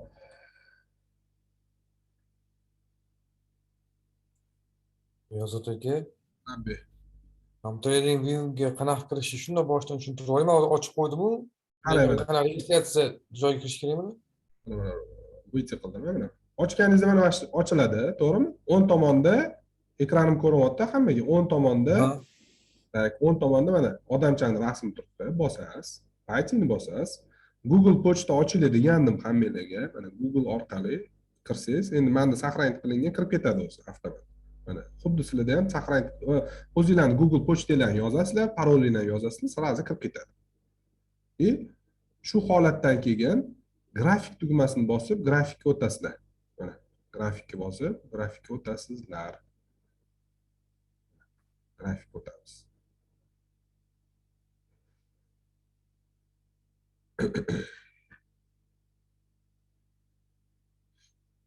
Ha, endi bunisi uchun turolmas sizlarga. Xo'p, grafikka o'tganimizdan keyin endi biz mana shu grafikka qarab ishlaganimizdan keyin mana sizga bittalab tushuntirib chiqaman hozir qaysi nimaligini yaxshilab eshitib olasizlar. Так. Значит, texnik tahlil. Narx va uning grafik tasviri deymiz, ya'ni unga nimalar kiradi? Liniyalar, shamlar, barlar deymiz. Ya'ni bozordagi holatda mana shu общий bizdagi bozordagi Tesla aksiyasini bozordagi holati bo'lsa, har bitta shamcha bu o'sha kuni bo'lgan savdoni holatini ko'rsatib beradi. Ya'ni bozordagi narxi holatni aks ettiruvchi instrument bu. Deymiz, yaponskiy svechi deyiladi, bar deyiladi, liniya deyiladi. Misol uchun kimdir liniyada ishlatadi, lekin bizda liniyadan foydalanmaymiz. Liniyada masalan mana grafik ko'rsanglar bo'ladi, qanaqa ko'rinadi liniyada. Masalan bar deyiladi, barlarda ham mana ko'riladi. Qanaqa ko'rilayotgani, nimaligi bu yerda mana asosan biz yaponskiy svechalarda ishlaymiz. Yaponskiy svechalarda aniqroq, tiniqroq ko'rinadi. Bu nima, qayerda qanaqa narxda turgani, nima bo'layotgani. Yaponskiy svechalarni o'zi nima bu? Yaponskiy svechalar hozir tak bir sekund ochaman. Tak, mana qaraymiz, qaraydi. Yaponskiy svechalar nima? Yaponskiy svechalarimiz mana svecha bilan birga ko'rsataman. Ya'ni narxi bozorni bilamiz o'zi, talab va taklifdan tashkil topadi. Ya'ni talab ko'p bo'lsa, taklif kam bo'lsa, narx ko'tariladi. Talab kamayib, taklif ko'p bo'lganda narx tushadi. Xuddi shu narsani mana shu svechalar aks ettirib beradi. Tushundinglar? Ya'ni boya aytdim, kun ochiladi. To'g'rimi? 18:30 da bozor ochiladi, asosiy sessiyamiz ochiladi.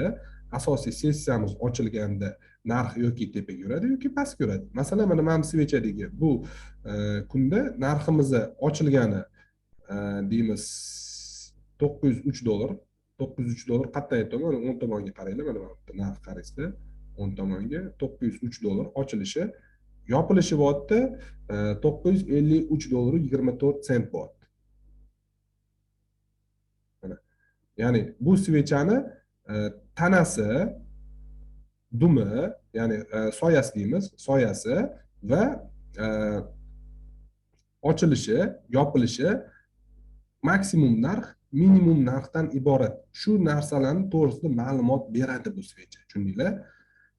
Ya'ni mana masalan, mana shu svechamizni ko'ringlar, bitta svecha misolida ko'ringlar, mana buni misolida ko'ringlar, mana shu kunni misolida ko'radigan bo'lsak, mana tanasi, mana qismi tanasi. To'g'rimi? Mana tanasi. Mana soyasi, mana uzun soya turibdi, pastda ham uzun soya turibdi. Bu minimum deyiladi. Minimum. O'sha kungi narxi eng pastga tushgan chegarasi. Minimum narx. Bu maksimum narx. Shu kungi narxni eng yuqori chegarasi. Tushundinglar? tanasi deymiz, tanasini yuqori qismi agar svechamizni narx yuqoriga yurib yopilgan bo'lsa, bu yerda ochilish bo'ladi, ya'ni narx mana shu narxda ochilgan va bu narxda yopilgan bo'ladi.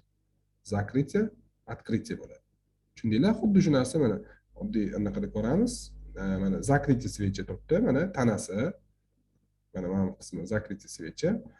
Открытие svecha bo'ladi, mana tana boshlanish, tanasining boshlanishi. Endi bizda bu yerda asosan hamma o'rganib qolgan ko'k, qizil rangda, ya'ni narx tushib yopilgan bo'lsa, arzonlashib yopilgan bo'lsa, shu kuni qizil svecha bo'ladi. Narx yuqorilab ko'tarilib yopilgan bo'lsa, yashil svecha bo'ladi deb o'rganib qolganmiz, lekin unaqa bo'lmagan taqdirda ham sizlar bilib olishingiz mumkin bo'ladi. Masalan, ochilgan qismi, yopilgan qismi qattaligiga qarab turib narx o'sdi, tushdi, shuni bilsanglar bo'ladi. Xullas, tushundinglar? Ya'ni maksimum narx, minimum narx shu kunga ya'ni bu yopilishi cena zakritya hisoblanadi. Mana zakritya hisoblanadi. Shu kungi yopilish narxi o soat 1da necha narx kelib yopilsa, savdo tugasa o'sha narx ko'rsatib beradi. Bu soat 18:30da necha narxda ochilsa bozor, o'sha narx ko'rsatib beradi ochilish. Bozor ochilgandan keyin narx pastga tushib, значит tepaga qarab yurgan. Tushundinglar? Bozor ochilgandan keyin narx pastga tushib, tepaga qarab yurgan. Shuni hisobiga soya qoldiradi. Значит savdo davomida narx yopilish narxidan yuqoriga chiqib, yana pastga tushib yopilgan narx. Tushundinglar? O'sib, pastga tushib yopilgan. Shuni hisobidan dum qoldirilyapti. Daily swechada. Hozir nimaligini tushuntiraman buni. Shuni hisobidan dum bo'lyapti. Pastga tushib, tepaga yuqoriga ko'tarilgan. Bu yerda ham shuning hisobiga soya paydo bo'lyapti. Tushundinglar? Men ma'lumotlar hammasini tashlab beraman, o'tirib ko'rsanglar bo'ladi. Endi bu yerda ticker deymiz. Ticker nima? Ticker deyiladi, ya'ni kompaniyaning nomi bor. Shu Nasdaq, New York fond bozorlarida savdo belgisi bor. Savdo belgisi, brend deydi-yu, ya'ni misol uchun brendga o'xshagan narsa ticker deyiladi. Tickerlar ya'ni qayerdan bilinadi? Masalan, konkretni Tesla deb yozilmaydi-da u yerda. Teslani tickeri, fondoviy birjadagi tickeri TSLA misol uchun, to'g'rimi? TSLA misol uchun. Apple'niki qanaqa? Masalan, Apple deb yozamiz, Apple'niki chiqadi mana. EEPL, Apple Inc. mana. Nasdaq turibdi, ko'rdinglar? Nasdaqda savdo listingdan o'tgan. Listing deganimiz ro'yxatdan o'tgan. Nasdaqdan ro'yxatdan o'tgan. Nasdaqda savdo bo'ladi degani. Masalan, deylik, hamma biladi. Shell, to'g'rimi? Royal Dutch Shell. Shell bilamiz, hamma mashina haydaydi, moy quyadi-da, Shell masalan. New York NYSE, New York fond bozorida ro'yxatdan o'tgan. Oti boshqacha, tickeri boshqacha. Ko'rdinglar? Tickeri. Mana shuni ticker deymiz. Tickerlarni qayerdan bilsak bo'ladi? Oson yo'li, masalan, bizda Finviz sayti bor, Finviz bor.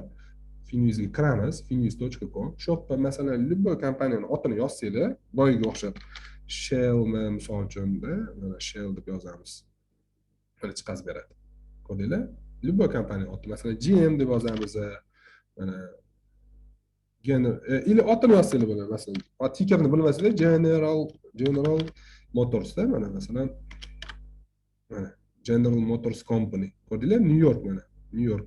Ustiga bossak, mana bizda значит tepada tickerni ko'rsatadi, pastda korxona nomi qaysi sektorga, qaysi industriyaga mansubligini ko'rsatadi. Masalan, avtoindustriyaga mansub, endi bilamiz, GM. Coca-Cola misol uchunda, otini bilmaymiz. Coca-Cola deb yozsak chiqadi mana. Ko'rdinglar? Bizga faqat Nasdaq va New York fond bozorida savdo bo'layotganlar kerak. Masalan, Coca deb yoziladi, mana Coca. Bu Coca emas, to'g'rirog'ini aytsam, bizga Cola kerak. The Coca-Cola Company mana. The Coca-Cola Company deb yozsak chiqadi. Mana Coca-Cola'ning aksiyasi $65 turadi. Xuddi shunaqa. Значит, tushundikki, ticker deganda bilishimiz kerak, Nasdaq yo New York fond bozorlaridagi kompaniyani listingdan o'tgan belgisi. Tushundinglar? Ticker. Ticker deganda tushundinglar, значит, Apple, Coca-Cola deganda o'sha tickerni yozish kerak bo'ladi. Bunaqaga. Masalan, TradingView'ga o'shani yozish kerak bo'ladi. Masalan, Tesla, yana qaysilar bor masalan, Ford bor, mana qaranglar, Ford qanaqa? Fordni ham bilamiz, bu ham mashinaniki. Ford, to'g'rimi? Mana Ford Motor Companies, to'g'rimi? New-York fond bozorida F, просто ticker F bo'ldi. Mana F turadi. Mana bu otini yozadi, no F turadi. Mana shu просто F tersanglar Ford chiqadi biz. Faqat Ford chiqadi. Boshqa anaqalar ham bor, boshqa davlatlarga. Bizga faqat New-York kerak. Nasdaq kerak mana Ford. 13,5 dollar turadi aksiyasi narxi. Hozirda tushib ketyapti narxi aksiyasniki. Tushundinglar ticker nimaligini? Ticker deganda, значит, shu listingdan o'tgan qisqartma nomini bilishinglar kerak bo'ladi kompaniyalarni. Ticker degani shu narsani tushundinglar sразу. Svechani tushuntirdim, nimaligini har bitta svechani. Endi bu holat har bitta masalan grafikki o'zini vaqti bor. Har bitta masalan deylik timing deymiz, ya'ni masalan daily, неделный, месячный deymiz. Bu nima? Masalan daily grafik deyiladi, неделный grafik deyiladi, месячный grafik deyiladi yoki 5 minutlik grafik deyiladi yoki 15 minutlik grafik deyiladi. Bu nima degani? Bu timing deyiladi. Masalan agar bir jenni daily grafik deganimizda har bitta svecha bir kunlik savdoni bildiradi. Tushundinglar? Bir kunlik savdo. Bir kunlik savdo. Tanlagan vaqtimizga qarab turib, har bitta svecha bir kunlik savdoni bildiradi. Bu alohida kun. Masalan, bu nima kun ekan? Kechagi kun bu. Masalan, 13-may. Mana pastga qarang, mana pastga qarang. Bu 12-may. Bu 11-may. Tushundinglar? Har kunlik qanaqa savdo bo'lganini ko'rsatib beryapti bizga. Qayerda ochilib, qayerda yopilgan, qaysi narxgacha chiqqan, qayergacha tushgan-da. Endi xuddi shu holatda kichkina anaqada ko'rsak bo'ladi. Buni misol uchun global deydigan bo'lsak, daily, неделный, месячныйni, неделныйga o'tkazadigan bo'lsam, mana shu bitta svecha bir haftalik savdoni bildiradi. Tushundinglar? Masalan, dushanbadan jumagacha qanaqa savdo bo'lganini ko'rsatib beradi. Boshqacha grafik ko'rasizlar. Месячныйga o'tkazadigan bo'lsam, уже bu bir oylik grafik. Bu svecha bir oyda paydo bo'ladi. Tushundinglar? Bir oy yopilib, 1-chislodan 31-chislogagacha misol uchun savdo bo'lgan jarayonni ko'rsatib beradi. Masalan, 1, 2, 3, 4 oydan beri faqat shu yerda narx Ford aksiyasiniki shu yerda undan oldin zato ko'tarilgan. Qancha ko'tarilgan ekan? Ancha-muncha ko'tarilgan ekan. Xullas, tushundinglar? Timing deganda daily grafik deymiz, неделный grafik deymiz. Endi mana shu uchalasini daily, неделный, месячный grafiklarni hammasini biz global deymiz, time frame, global holat deymiz. Ya'ni katta kartinkani ko'ramiz-da. Bu yerda biz necha yillik kartinka ko'riladi-da. Bu yerda tushunasizlar?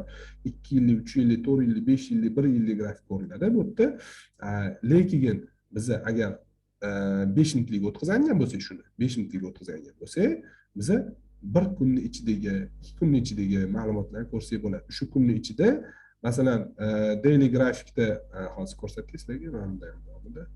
Mana qaranglar. Daily grafikda Ford aksiyasi masalan deylik bitta dona svechada ko'rinib turgan bo'lsa, bitta svechada mana ochilgan narxi 1289, yopilgan narxi 1350, high bo'lgan 1364. Lekin anaqada ichiga kiradigan bo'lsak, mana qanaqa yurib, qanaqa chiqqan. Har bitta svecha 5 minutlik 5 minutni bildiradi. Tushundinglar? 5 minut davomida nima jarayon bo'lgan? 5 minut davomida nima jarayon bo'lgan mana. Har bitta 5 minutlik svecha 5 minutni bildiradi. Tushundinglar? Mana boshqa kun. Mana bu kechagi kun, bu o'tgan kungi holat mana. 1 soatlik 15 minutlik o'tkazsanglar, 15 minutlik o'tkazsanglar, bitta svecha 15 minutda bo'lgan savdoni bildirib beradi. 15 minutda bo'lgan savdoni bildirib beradi. Timing tushunchasini tushunib oldinglar. Shu biz asosan ishlatadigan time frame'larimiz daily, неделный, месячный, bu swing trade uchun ishlatamiz. Keyin 1 minutlik, 5 minutlik, 15 minutlik ishlatamiz. Bu day trading va penny stacklar uchun ishlatamiz. Tushundinglar? 1, 5, 15 minutlik ishlatamiz asosan. O'zi общий tushunib olsanglar bo'ldi. Bu unaqa qiyin bir anaqa narsa emas. Tushunish qiyin bo'lgan holat emas. Ya'ni biza 5 minutlik, 15 minutlik, 1 minutliklarni kun ichida bo'lgan harakatda lokalniy deymiz buni. Lokalniy. Tushundinglar? Lokalniy deymiz. lokalniy harakat deymiz. Masalan, katta bitta binoni tasavvur qilinglar. Katta bir bino bu daily time frame bo'lsa, daily messagely time frame bo'lsa, masalan, daily messagely time frame bo'ladigan bo'lsa, katta 2-3 yillik ko'ryapmiz bu yerda. Bizadagi bir kunni ichi 5 minutlik, 1 minutlik, 15 minutlik bu lokalniy timing hisoblanadi. Lokalniy. O'sha kunni o'zi xuddi shu katta binoni bitta etaji bu. Tushunasizlarmi? Bir kuni bu bor yo'g'i. O'shani ichini ko'ryapmiz. Tushundinglar? Xo'p.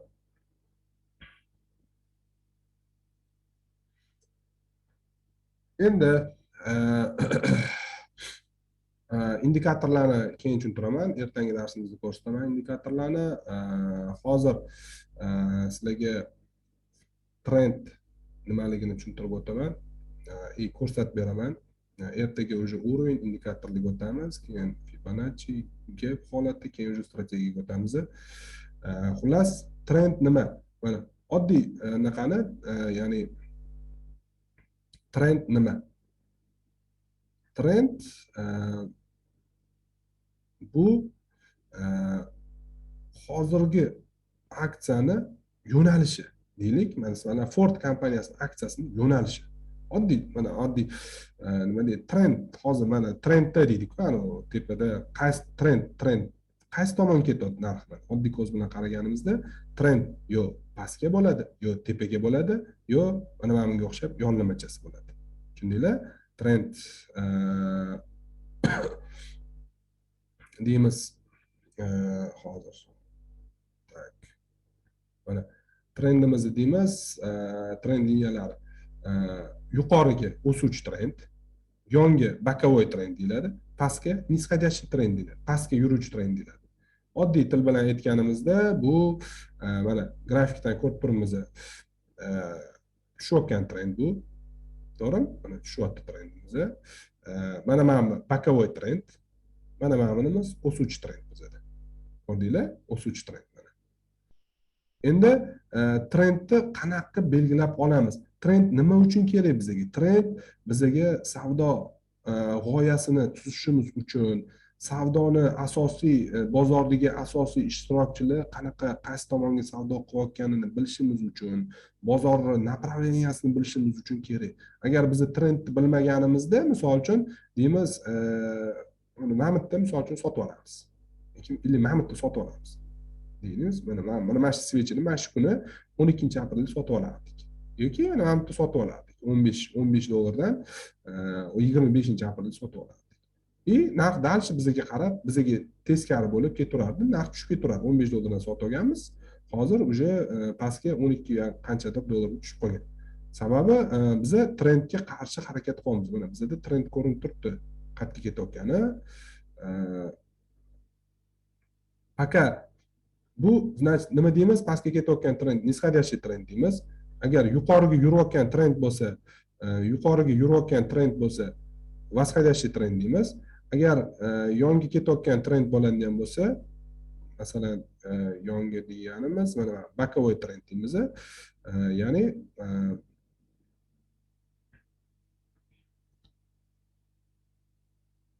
mana bokovoy trendimiz. Narx yo tepaga yo pastga yurmayapti, o'rtada yuribdi. Hali chiqib ketayotgani yo'q. No, asosiy trendimiz tepaga qarab narx ko'ryapti. Xo'p, endi buni o'tirib o'qib chiqasizlar, trend o'zi nima kerak bizga? Misol uchun, narxning o'zgarishini va kelajakda uni harakat yo'nalishini taxminiy aniqlash uchun, savdo strategiyasini yaratish uchun, savdoda yuqori samaradorlikka erishish uchun. Trend shu yo'nalishga qarab, boya aytganimdek, shu ko'tarilish trendi bo'ladi. BC deymiz, восходящий trend deymiz. Ya'ni buqani rasmini qo'yishadi-yu, buqa degani ko'tarilish belgisini bildiradi. Nisходящий trend deymiz, pastga ketayotgan trend, medveji ayiq rasmini qo'yishadi asosan, belgisi pasayish trendi bu. Neytral trend deymiz, bokovoy, o'rtadagi trend bu. Narx o'rtada yuradi, na pastga yuradi, na tepaga yuradi, bitta joyda yuradi. Bu bokovoy trend deymiz. Trendni aniqlashimiz uchun nima qilishimiz kerak bo'ladi? Biza bu eng asosiy, ya'ni bazaviy bilimlardan bittasi, texnika analizi bazaviy bilimlardan bittasi, asnov. Buni hamma bilish kerak. Trendni qanaqa qilib tizamiz, trendni qanaqa qilib aniqlaymiz. Ya'ni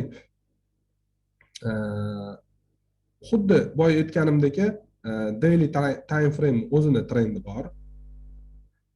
5 minutlik, bir kunlikni o'zini trendi bor. Mana yuqoriga ketyapti, trend bo'tni ko'rasizlar. И masalan haftalik grafikka o'zini trendi bor. Pastga ketyapti, ko'rasizlar. Общий hozircha pastga ketyapti.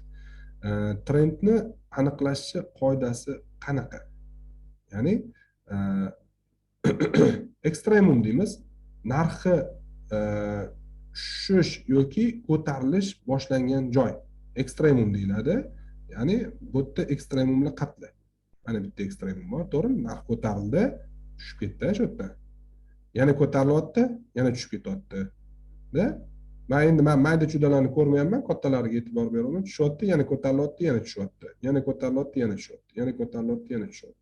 Yana ko'tarilyapti, yana tushyapti, yana ko'tarilmoqchi hozir. Mana har bitta mana shu to'xtagan joyi bizda ekstremum hisoblanadi. Ekstremum deymiz, ya'ni o'sha bizga kerakli trend uchun kerakli tochkalar hisoblanadi. Tushundinglar? Ya'ni oxirgi daily grafikdagi bizning trendimizni belgilashimiz uchun oxirgi mana bitta ekstremum bor, ikkinchi ekstremum bor. Shu ikkalasini birlashtirgan bo'lsak, mana birlashtirib darsh oxirgacha cho'zadigan bo'lsak, ko'rinadi. Trend pastga. Uning ichida yana bitta ekstremum paydo bo'lgan. Bu tashqi trend bo'lsa, mana ichki trend deyiladi. Ya'ni bundan bu yoqqacha. Ko'rdinglar? Ichki trendda ichki nisqadashiy tushuvchi, pasayuvchi trendda nisqadashiy trendni yorib o'tish harakat qilyapti narx. No, trendimiz pastga.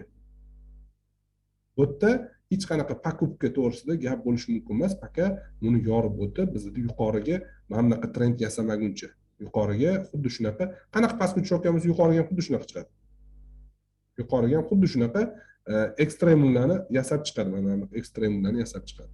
Xuddi shu joylarni biz birlashtirsak, yuqoriga trend bo'ladi. Ya'ni qanaqa? Masalan, mana uptrend yurgan paytini ko'ramiz. Hozir aksiyani mana bu joyini ko'ring, mana bu joyi yo'q sizlarda, tasavvur qilinglar, yo'q bu grafik. Bizda ekstremum bor, ya'ni narx o'zgargan joyi. Mana oxirgi birinchi ko'tarilish boshlangan joy.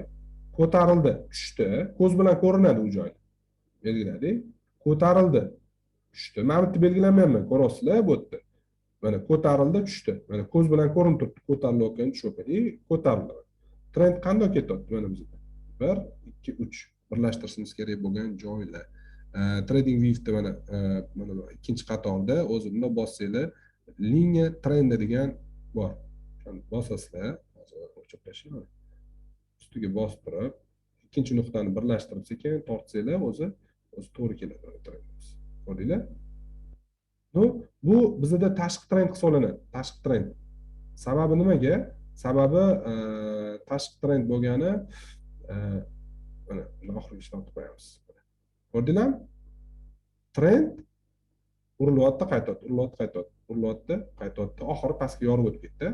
Ko'rdinglar? Trendni, ya'ni восходящий trendimiz tugadi degan. Mana shu tepaga ketayotgan trendimiz pastga yorib o'tgandan keyin, narx уже pastda savdo bo'lish boshlagandan keyin, mana o'suvchi trend tugadi degani. Tushundinglar? Уже pastga bizda nisqadashiy trend boshlanyapti. Ya'ni pastga ketyapti. Narx xuddi shunaqa urilib pastga ketyapti. Mana shu narsa trend. Bu asosan bizga направление aniqlashimiz uchun kerak bo'ladi. Направление aniqlash strategiyada juda ham muhim. Unaqa qiyin ish emas. Qanaqa to'g'ri belgilashni o'rganib olsanglar bo'ldi. Masalan, Tesla'ni ochamiz. Boshqa aksiyani ham ko'raylik. Masalan, Tesla'ning grafik, daily grafikda turibdi. E'tibor bering. Dailyda. To'xtanglar, Fordni maslagiga dailyda ko'rsatdim hozir. Faqat dailyda ko'rsatdim. Trendda. Endi xuddi shu narsa nedelnikda ham bor. O'zining trendi bor nedelnikda. Mana bu trend, dailydagi trend, nedelnikdagi ichki trendga to'g'ri keladi. Lekin uni tashqi trendi ham bor, mana bundan trend ketyapti. Ko'rasizlar? Mana asosan boshlangan joyi yoki deymiz, agar mandan tortadigan bo'lsak, masalan, trend ketyapti, to'g'rimi? Trend ketyapti. Bu ham hozir nimaga o'tib qolgan? Даже haftalik grafikda bu nisqadashiy trendga o'tib qolgan. Ko'rasizlar, pastga qarab ketyapti. Уже mana bu trendga nisbatan nisqadashiy trendga o'tgan. Mana bu trend yorib o'tib, pastga yorib o'tib, pastga ketyapti. Mesajli grafikda ham o'zini trendi bo'ladi. Masalan, mana mesajli grafikda уже on soat trend turibdi. Mana bu yerda явный trend turibdi. Ko'rasizlar, nisqadashli trend mana. Qaranglar. Bir, endi men ekstremni birlashtira olmayman, уже paydo bo'lgan 1, 2. E'tibor beringlar, har doim svechani tanasidan belgilaymizmi, soyasidan belgilaymizmi deydi, soyasidan qilamiz. Uровень soyasiga tegizamiz. Tushundinglar? Soyasini. Mana yorib o'tyapti, tepaga ketyapti. Ko'rdinglar? Bo'lgan uptrend, nisqadashli trend, mana bu yerda уже uptrend boshlanyapti mana. Uptrend qachon boshlanyapti? Qachonki nisqadashli trendda yorib o'tgandan keyin mana уже uptrend ketyapti. Уже даже oylikda ham bu pastga o'tib qolgan. Mana o'suvchi trenddan pastga o'tgan. Ko'rdinglar?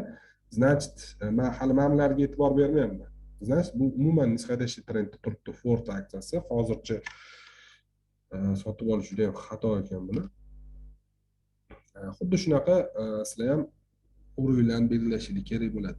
Misol uchun men nedelniydagi, mesajniydagi uровеньlar kerak emas, to'g'risi liniya trendlar kerak emas bizga uncha. Hozircha faqat dailyda o'rganib tursanglar, keyin уже sekin nedelniga, mesajniga ham o'tirasizlar. Hop. Misol uchun boshqa aksiyada ko'ramiz. Tesla. Teslada mana e'tibor beringlar, qaranglar. To'g'rimi? Mana oddiy ko'z bilan ko'ringlar, qaranglar. Tush boshlanyapti narx, oxirgi holatni ko'rib, eskilarni ko'rmayapman. Oxirgi holat tush boshlanyapti. To'xtadi, ko'tarildi, yana to'xtadi, yana tush boshlandi. Yana ko'tarildi, yana tushyapti. Значит, 1 2 3 mana. Asosiy mana 1 2 3 ta ekstremum. Значит, уже ko'rinib turibdi, narx pastga ketayotgani. Biz to'g'ri trendni tizib olishimiz uchun o'sha ekstremumlarni birlashtirishimiz kerak bo'ladi. Har doim bunga tortilmaydi. Mana o'rtada ochiq qolib ketadi. Bunga qilinmaydi. Bunga tortiladi, mana ikkinchiga tortiladi. Ikkinchidan bu tashqi trend hisoblanadi. Ikkinchidan keyin yana alohida trend 3 ga tortiladi. Ko'rdinglar? Ichki trend bu. Ichki trend. Uровеньlarni tushuntiraman, bu ham как уровень sifatida ishlaydi o'zi, uровеньlarni keyin tushuntiraman. Xudo xolisa, tak qaranglar. Значит, bu ham nisqadashli trendga ketyapti. Ko'rdinglar? Pastga qarab ketdi. Qachon nisqadashliga o'tadi? Qachonki xuddi shunga o'xshab bitta ekstremum bor, ikkita ekstremum yasagandan keyin o'tadi. O'ssa, tushsa, yana o'sgandan keyin bizda yana bitta ekstremum paydo bo'ladimi? Bitta bor edi, ikkinchisi paydo bo'lganda, shunda bizda nisqadashli trend sifatida bundoq qilib belgilab chizishimiz mumkin bo'ladi. Hozircha nisqadashli trend yo'q bo'ldi. Tushundinglar? Faqat nisqadashli trend. Ya'ni narx pastga qarab qulayapti. Mana orada ko'tarilganlar hisob emas. Orada ko'tarilib, bizga konkret полноценный trend yasaydigan bo'lsa, mana misol uchun mana bitta misol qilaylik, mana qarang, полноценный trend yasayapti. Birinchi ko'tarilish qayerda paydo bo'ldi? Mana bu yerda ham xuddi istoriyani ko'ramiz. Bu yerda ham mana birinchi ekstrem bor, ikkinchi ekstrem bor, bitta birlashtiramiz biz. 1 2 ni mana. Mana. Ko'rdinglar? 1 2 ni birlashtirdik. Yorib o'tgan trend, up trendga o'tdi, mana yorib o'tyapti, nisqadashli trend yorib o'tyapti, lekin yana pastga qarab ketyapti. Pastga qarab ketyapti. Значит, bizda nisqadashli trendimiz davom etyapti. Faqat ekstremum o'zgaryapti. Ya'ni mana 2 dan 3 ga tortamiz mana bitta ekstremumimiz. To'g'rimi? Unda tortamiz. Undan keyin yana bitta yorib o'tyapti mana. Shunga tegib yana qaytib yorib o'tib, retest berib, yana o'sish boshlangan. O'sish boshlangan joyda bizda bitta bor, ikkita bor. Bu yerda hali yo'q, e'tibor beringlar. Qarang, ekstremum yo'q bu. Bitta ekstremum o'sish boshlandi, ikkinchi ekstremum. Misol uchun bu tashqi trendni ham belgilab oldik mana. Tashqi trend. Ko'rdinglar? Mana bu yerda trend buzilgan ekan. Nisqadashli trendimiz buzilgan ekan. Уже mana ma'mila bu bilan buni birlashtirish bu to есть ichki trend hisoblanadi. Ichki trend. Ekstrem joyi qayerda? Low mana shunda ekan. Shunda bo'ladi. Ko'rdinglar? Trend. Mana bu ham trend bormi desanglar bo'ladi. Bu yerda ham trend bor, lekin bu yerda ekstremum yo'q. Bu yerda уже sal murakkabroq holat, indikator bilan ko'riladigan holat. Men uni ko'rsatib beraman. Trendini. Chunki faqat biz bu grafitskiy trend deydigan bo'lsak, misol uchun grafitskiy analiz deydigan bo'lsak, ya'ni texnik analizda qismlari bor-da. grafik qarab tahlil bor, grafический analiz, indikatorni analiz bor, switchnoy analiz bor. Mana switchnoy switchlarni ham o'zining xususiyatlari bor. Har bitta unga keyinroq to'xtalamiz, hali murakkabroq ham. Hammasini o'zini nima deydi?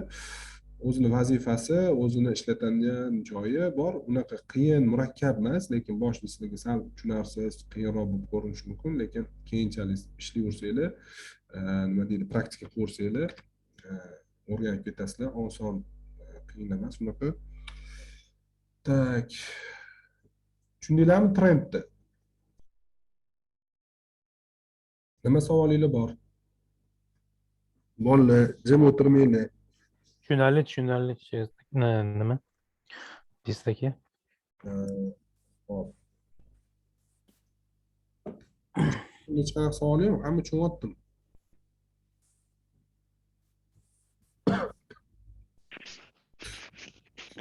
Hozircha tushunarli ekan. Chunki biz anavi nimani kursda ham jicha bu trendlarni chizib o'rganuvdik-da. Nima? O'tgan birinchi kurs bor-ku haligi. Bo'ldi, yaxshi. O'shanda ham ozroq o'rganuvdik. O'shanga hozir bu yaxshi bo'ldi, yana ham takrorlash bo'ldi. Endi asosiy bilib olsanglar, qayerdan boshlanadi, qayerdan ekstremum deyman, ekstremum degan sira tushunaveringlar. Mana shu boshlang'ich nuqtalari hisoblanadi. Mana shu nuqtalarga qarab turib trend liniyalar tortiladi. O'sha narx shu trend liniyadan pastdami, значит, нисходящий trend ketyapti. Narx shu mana shu trend liniyadan tepadami, значит, bilinglar, восходящий trend ketyapti. Bu yerda ko'proq покупкаga уже ishlashimiz mumkin bo'ladi. Endi indikatorli trend bor. Uni уже keyingi darsda ko'rsatib beraman, xudo xolisa. Tak. Unaqa murakkab anaqa emas. Agar tushungan bo'lsanglar, уже sizlarning birinchi vazifanglar bo'ladi. Deymiz, 5 xil aksiyada, o'zingizlar bilgan 5 xil kompaniyaning aksiyasida oxirgi trendni aniqlab kelasizlar. Oxirgi. Menga mana bu yerdagi trendlar kerak emas. Mana bu kerak emas. Mana bu eski trendlar kerak emas. Menga bu yo'l umuman qiziq emas уже. Menga bu yo'lga hozirgi holat kerak.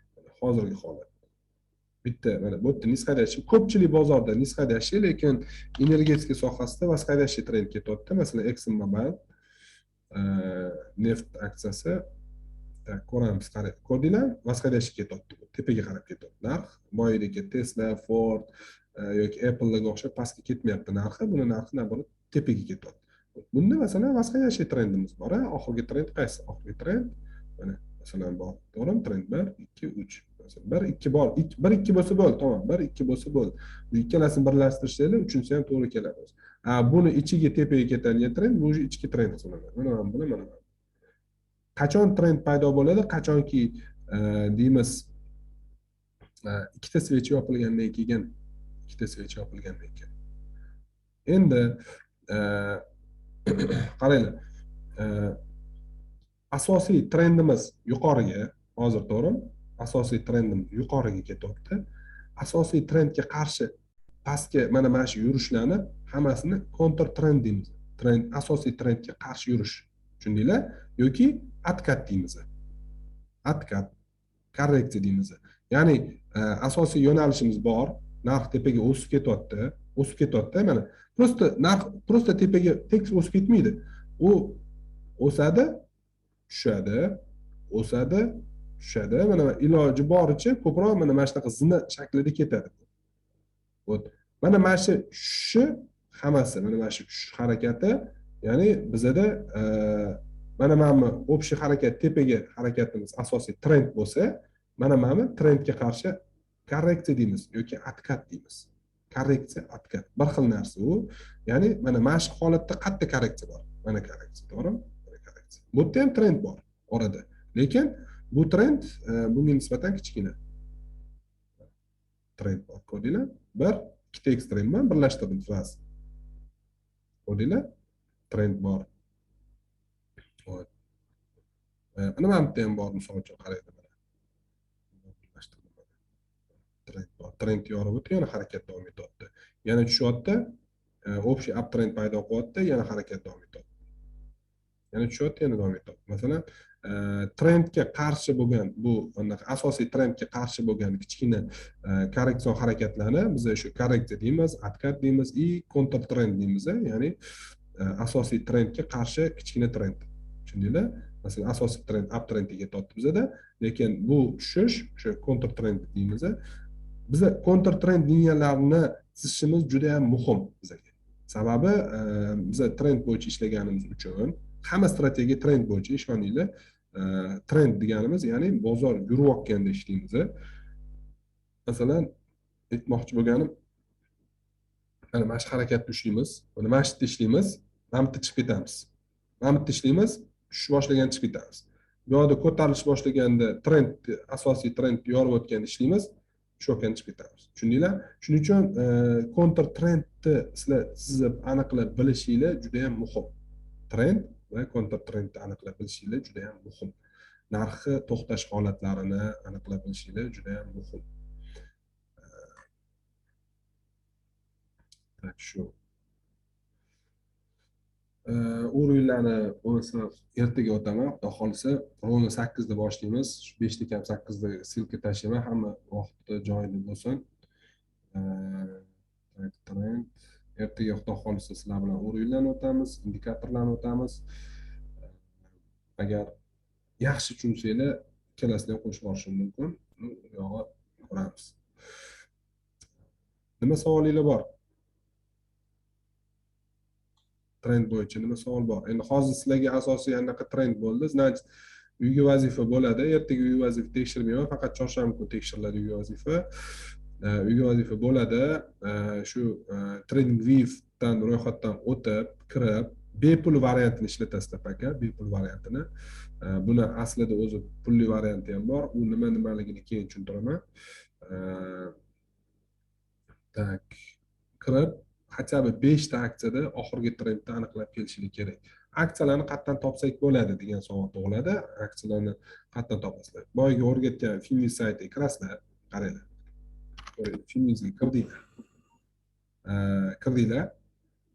Xohlasanglar o'zingizlar bilgan kompaniyani otini yozsanglar bo'ladi. Farqi yo'q umuman. Masalan, Microsoft bor, Nvidia bor, yana qaysi bor? Ana vaksinalar bor, masalan, Moderna bor, Pfizer bor, hamma biladi. BioNTech bor masalan, yoki yana nima bor? Shell bor, neftinoy kompaniyalardan.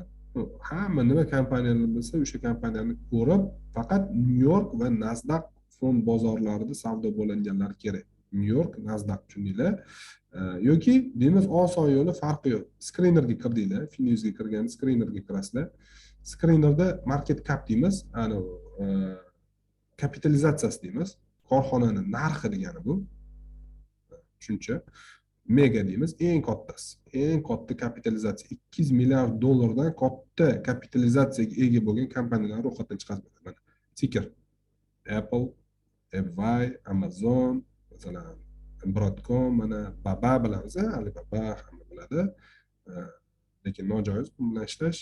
Google bor masalan, YouTube, masalan, Google, Facebook bor, mana Meta, Chevron Corporation bor, mana Home Depot, J&J, mana Johnson & Johnson vaksina hamma biladi, JP Morgan Chase Bank biladi, hamma bu ham nojoiz. Coca-Cola Company mana mana shu kompaniyalardan ichidan topdim, mana lista bor, ikkita lista ekan, o'zi bor yo'q 39 ta kompaniya ekan, 200 milliard dollar kapitalizatsiyasidan katta bo'lgan kompaniyalar. Pepsi Cola bor, mana Pepsi ham bor, mana hamma biladi. Pfizer bor, mana Procter & Gamble hamma biladi. Ana so'm pul nimalar ishlab chiqaradi. Tesla, keyin Visa ni hamma biladi, hamma ishlatadi. Mastercard masalan, mana Nvidia, mana hammasini olib qarasanglar tanish kompaniyalar, hamma hayotida bir marta bo'lsa ham eshitgan bu kompaniya nomini. Shularning orasidan kompaniyalarni tanlab, xuddi shunaqaga kirasizlar.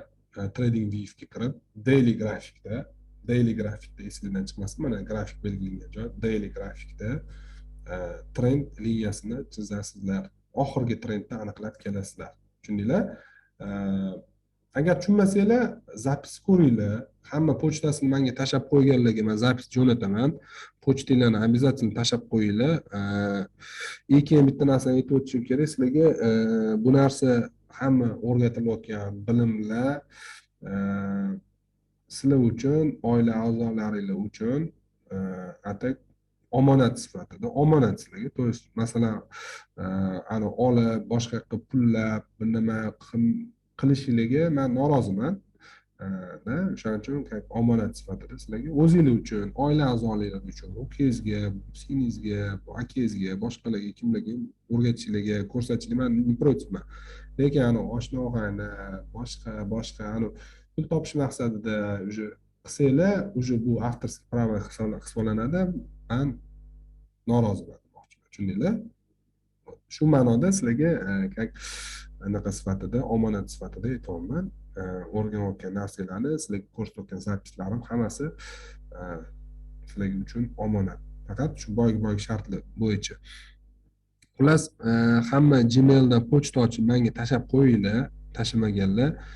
Sizlarga pochtingizga silka boradi. Shu silka orqali sizlar mana shu o'tilgan dars zapisini bemalol ko'rsanglar bo'ladi. Men anaqani ham sizlarga tashlab beraman, broshurani ham. Mana shu broshurani ham tashlab beraman. O'tirib bemalol ko'rsanglar bo'ladi. Uch erinmanglar, zapis ko'rib chiqinglar, hammasini o'tirib. Savolinglar bo'lsa, sразу ruchka daftaringlarni olib, sразу yozib qo'yinglar. Masalan, tushunmagan joyinglar bo'lishi mumkin, keyingi darsda so'rab bemalol yaxshilab tushunib olasizlar shu joyni. Hammaga tushunarlimi? Hech qanaqa savol yo'qmi? Nima savol bor unda?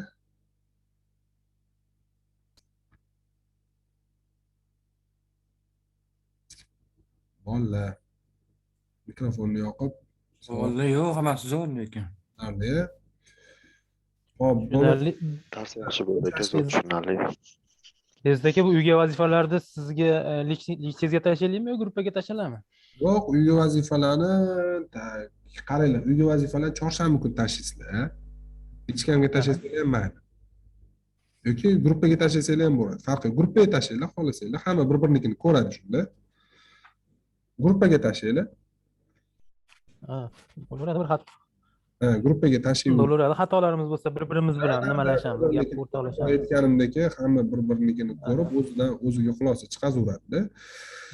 Qanaqa tushunmagan odam bo'lishi mumkin, ko'rib to'g'rilab oladi o'zinikini, misol uchun. Ular shunaqa.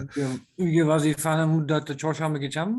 Chorshanba kuni, lekin bu degani sizlar dushanba, seshanba qilinglar degani emas. O'sha ertaga o'tirib, kun bo'yi masalan vaqtingiz bo'lsa, ozgina hatto bitta ikkita aksiyada bo'lsa ham qilib qo'ysanglar, nimadir savol tushunmagan joyinglar bo'lsa, mendan ertaga darsni so'rab olasizlar o'sha. Ana shu ertaga emas, dushanba, seshanba qiladigan bo'lsangiz, shu chorshanba kuni so'rashingiz to'g'ri keladi. Vaqt o'tib ketadi-da, tushunasizlar? Vaqtdan yutqazasizlar demoqchiman. Shuning uchun bu vazifani hamma qilsin. To'g'risi menga ta'zir ma'noda kerak, lekin o'zi umuman olganda kerak emas. Sizlarga kerak bu narsa ko'proq mendan ko'ra. Shuning uchun qilsanglar, malakanglar ham, tajribangiz ham oshadi. Bu yerda 100 xil strategiyani bilib, professional zo'r strategiyalarni o'rganganinglar bilan sizlar tajribangiz bo'lmasa, o'zingizlar ustingizda ishlamasa, hammasi bir teng, to'g'risi. Shuning uchun o'zingizlar ustingizda ishlanglar. Boya aytganimdek, nima deydi, ani 10 tomondagi kvadratga o'tish kerak.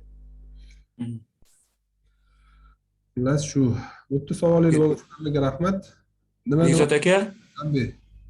mana bu uzoq muddatli aksiyalarni olib biza portfel sajdat qilib u yerda shu nimani ham ko'ramizmi yo faqat bizaniki nimami bu? Boshqa nimasi? Uzoq muddatli portfel sajdat bo'ladi. Lekin men o'zim qilmagan ishni sizlarga o'rgatmayman, to'g'risini aytaman. Uzoq muddatlida men qanaqadir umuman ishlamayman.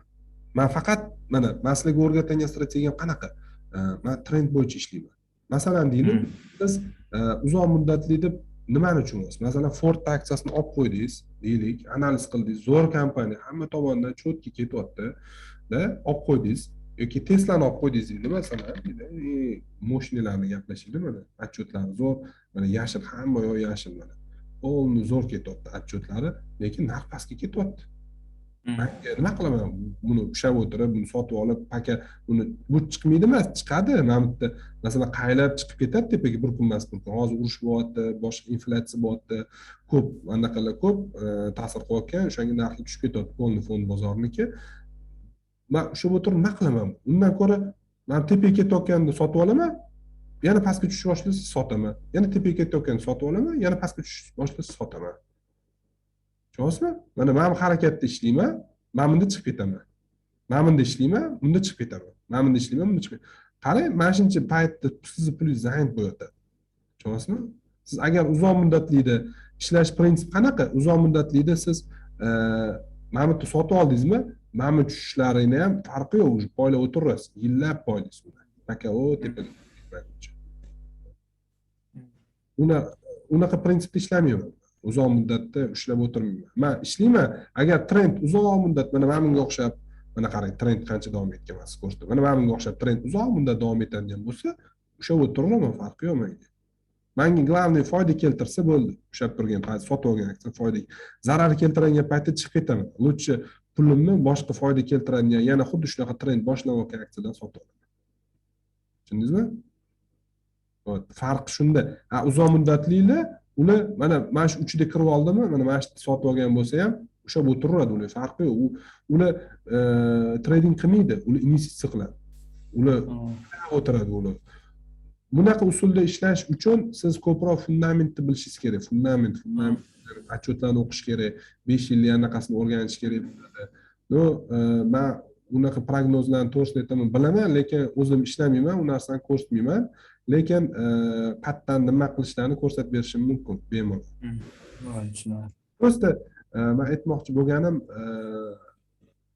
endi masalan $1 million plyus bo'lsa yoki katta plyus bo'lsa, misol uchun investitsiya qilib poylab o'tirsangiz bo'ladi. Masalan, zo'r kompaniya degan kompaniyangiz ham bittada osmonga uchib ketib qolmaydi-da. U yuradi, tushadi, yuradi, tushadi. Nima farqi bor sizga? Yurayotganda sotib olasiz, tushayotganda sotib olasiz. Yurayotganda sotib olasiz, tushayotganda sotib olasiz. Naborot, sizni mana shu harakat oddiy долгосрочныйdan ko'ra ko'proq daromad beradi. Tushundingiz? Chunki siz mana bu tushayotganda siz chiqib ketasiz zerkadan, minusda o'tirmaysiz. Yurayotganda yana kirib olasiz. Tushayotganda yana chiqasiz, yurayotganda chiqasiz. Xuddi mana bu holatda, mana masalan, mana shu Tesla'ning kompaniyasining aksiyasi mana bu chiqib ketardingiz, mana bu o'sish boshlaganda qaytadan kiradingiz. Trend yorib o'tganik tepaga ketadi. Kiradingiz. O'sha klassika deganim именно mana shu strategiyani o'rgatadi. Kirish, chiqish, kirish, chiqish, kirish, chiqish. Tushunarli. O'shaning uchun men uni uzoq muddatga qiziqmayman, to'g'risi. Uzoq muddat o'sha o'tirib qiziqmayman. Agar inshaalloh Xudo xolisa bir normal katta summa bilan kiradigan bo'lsangiz, stoyish summa bilan kiradigan bo'lsangiz, siz bilan. Rahmat. Xo'p. Mayli, savollar bo'lmasa hammaga rahmat. Ishtirok etgani uchun vazifani qilinglar. Keyin pochtalarni tashlab qo'yinglar. Pochtalarni tashlamasanglar, men sizlarga zapis anaqasini, silkasini bera olmayman. Silkani jo'natib yuboraman sizlarga, zapis silkasini. Dostуп berib qo'yishimga to'g'ri keladi o'sha. Xullas, pochtalarni jo'natib yuboringlar menga. Rahmat hammaga. Rahmat aka. Rahmat, sog' bo'linglar. Rahmat, sog' bo'linglar.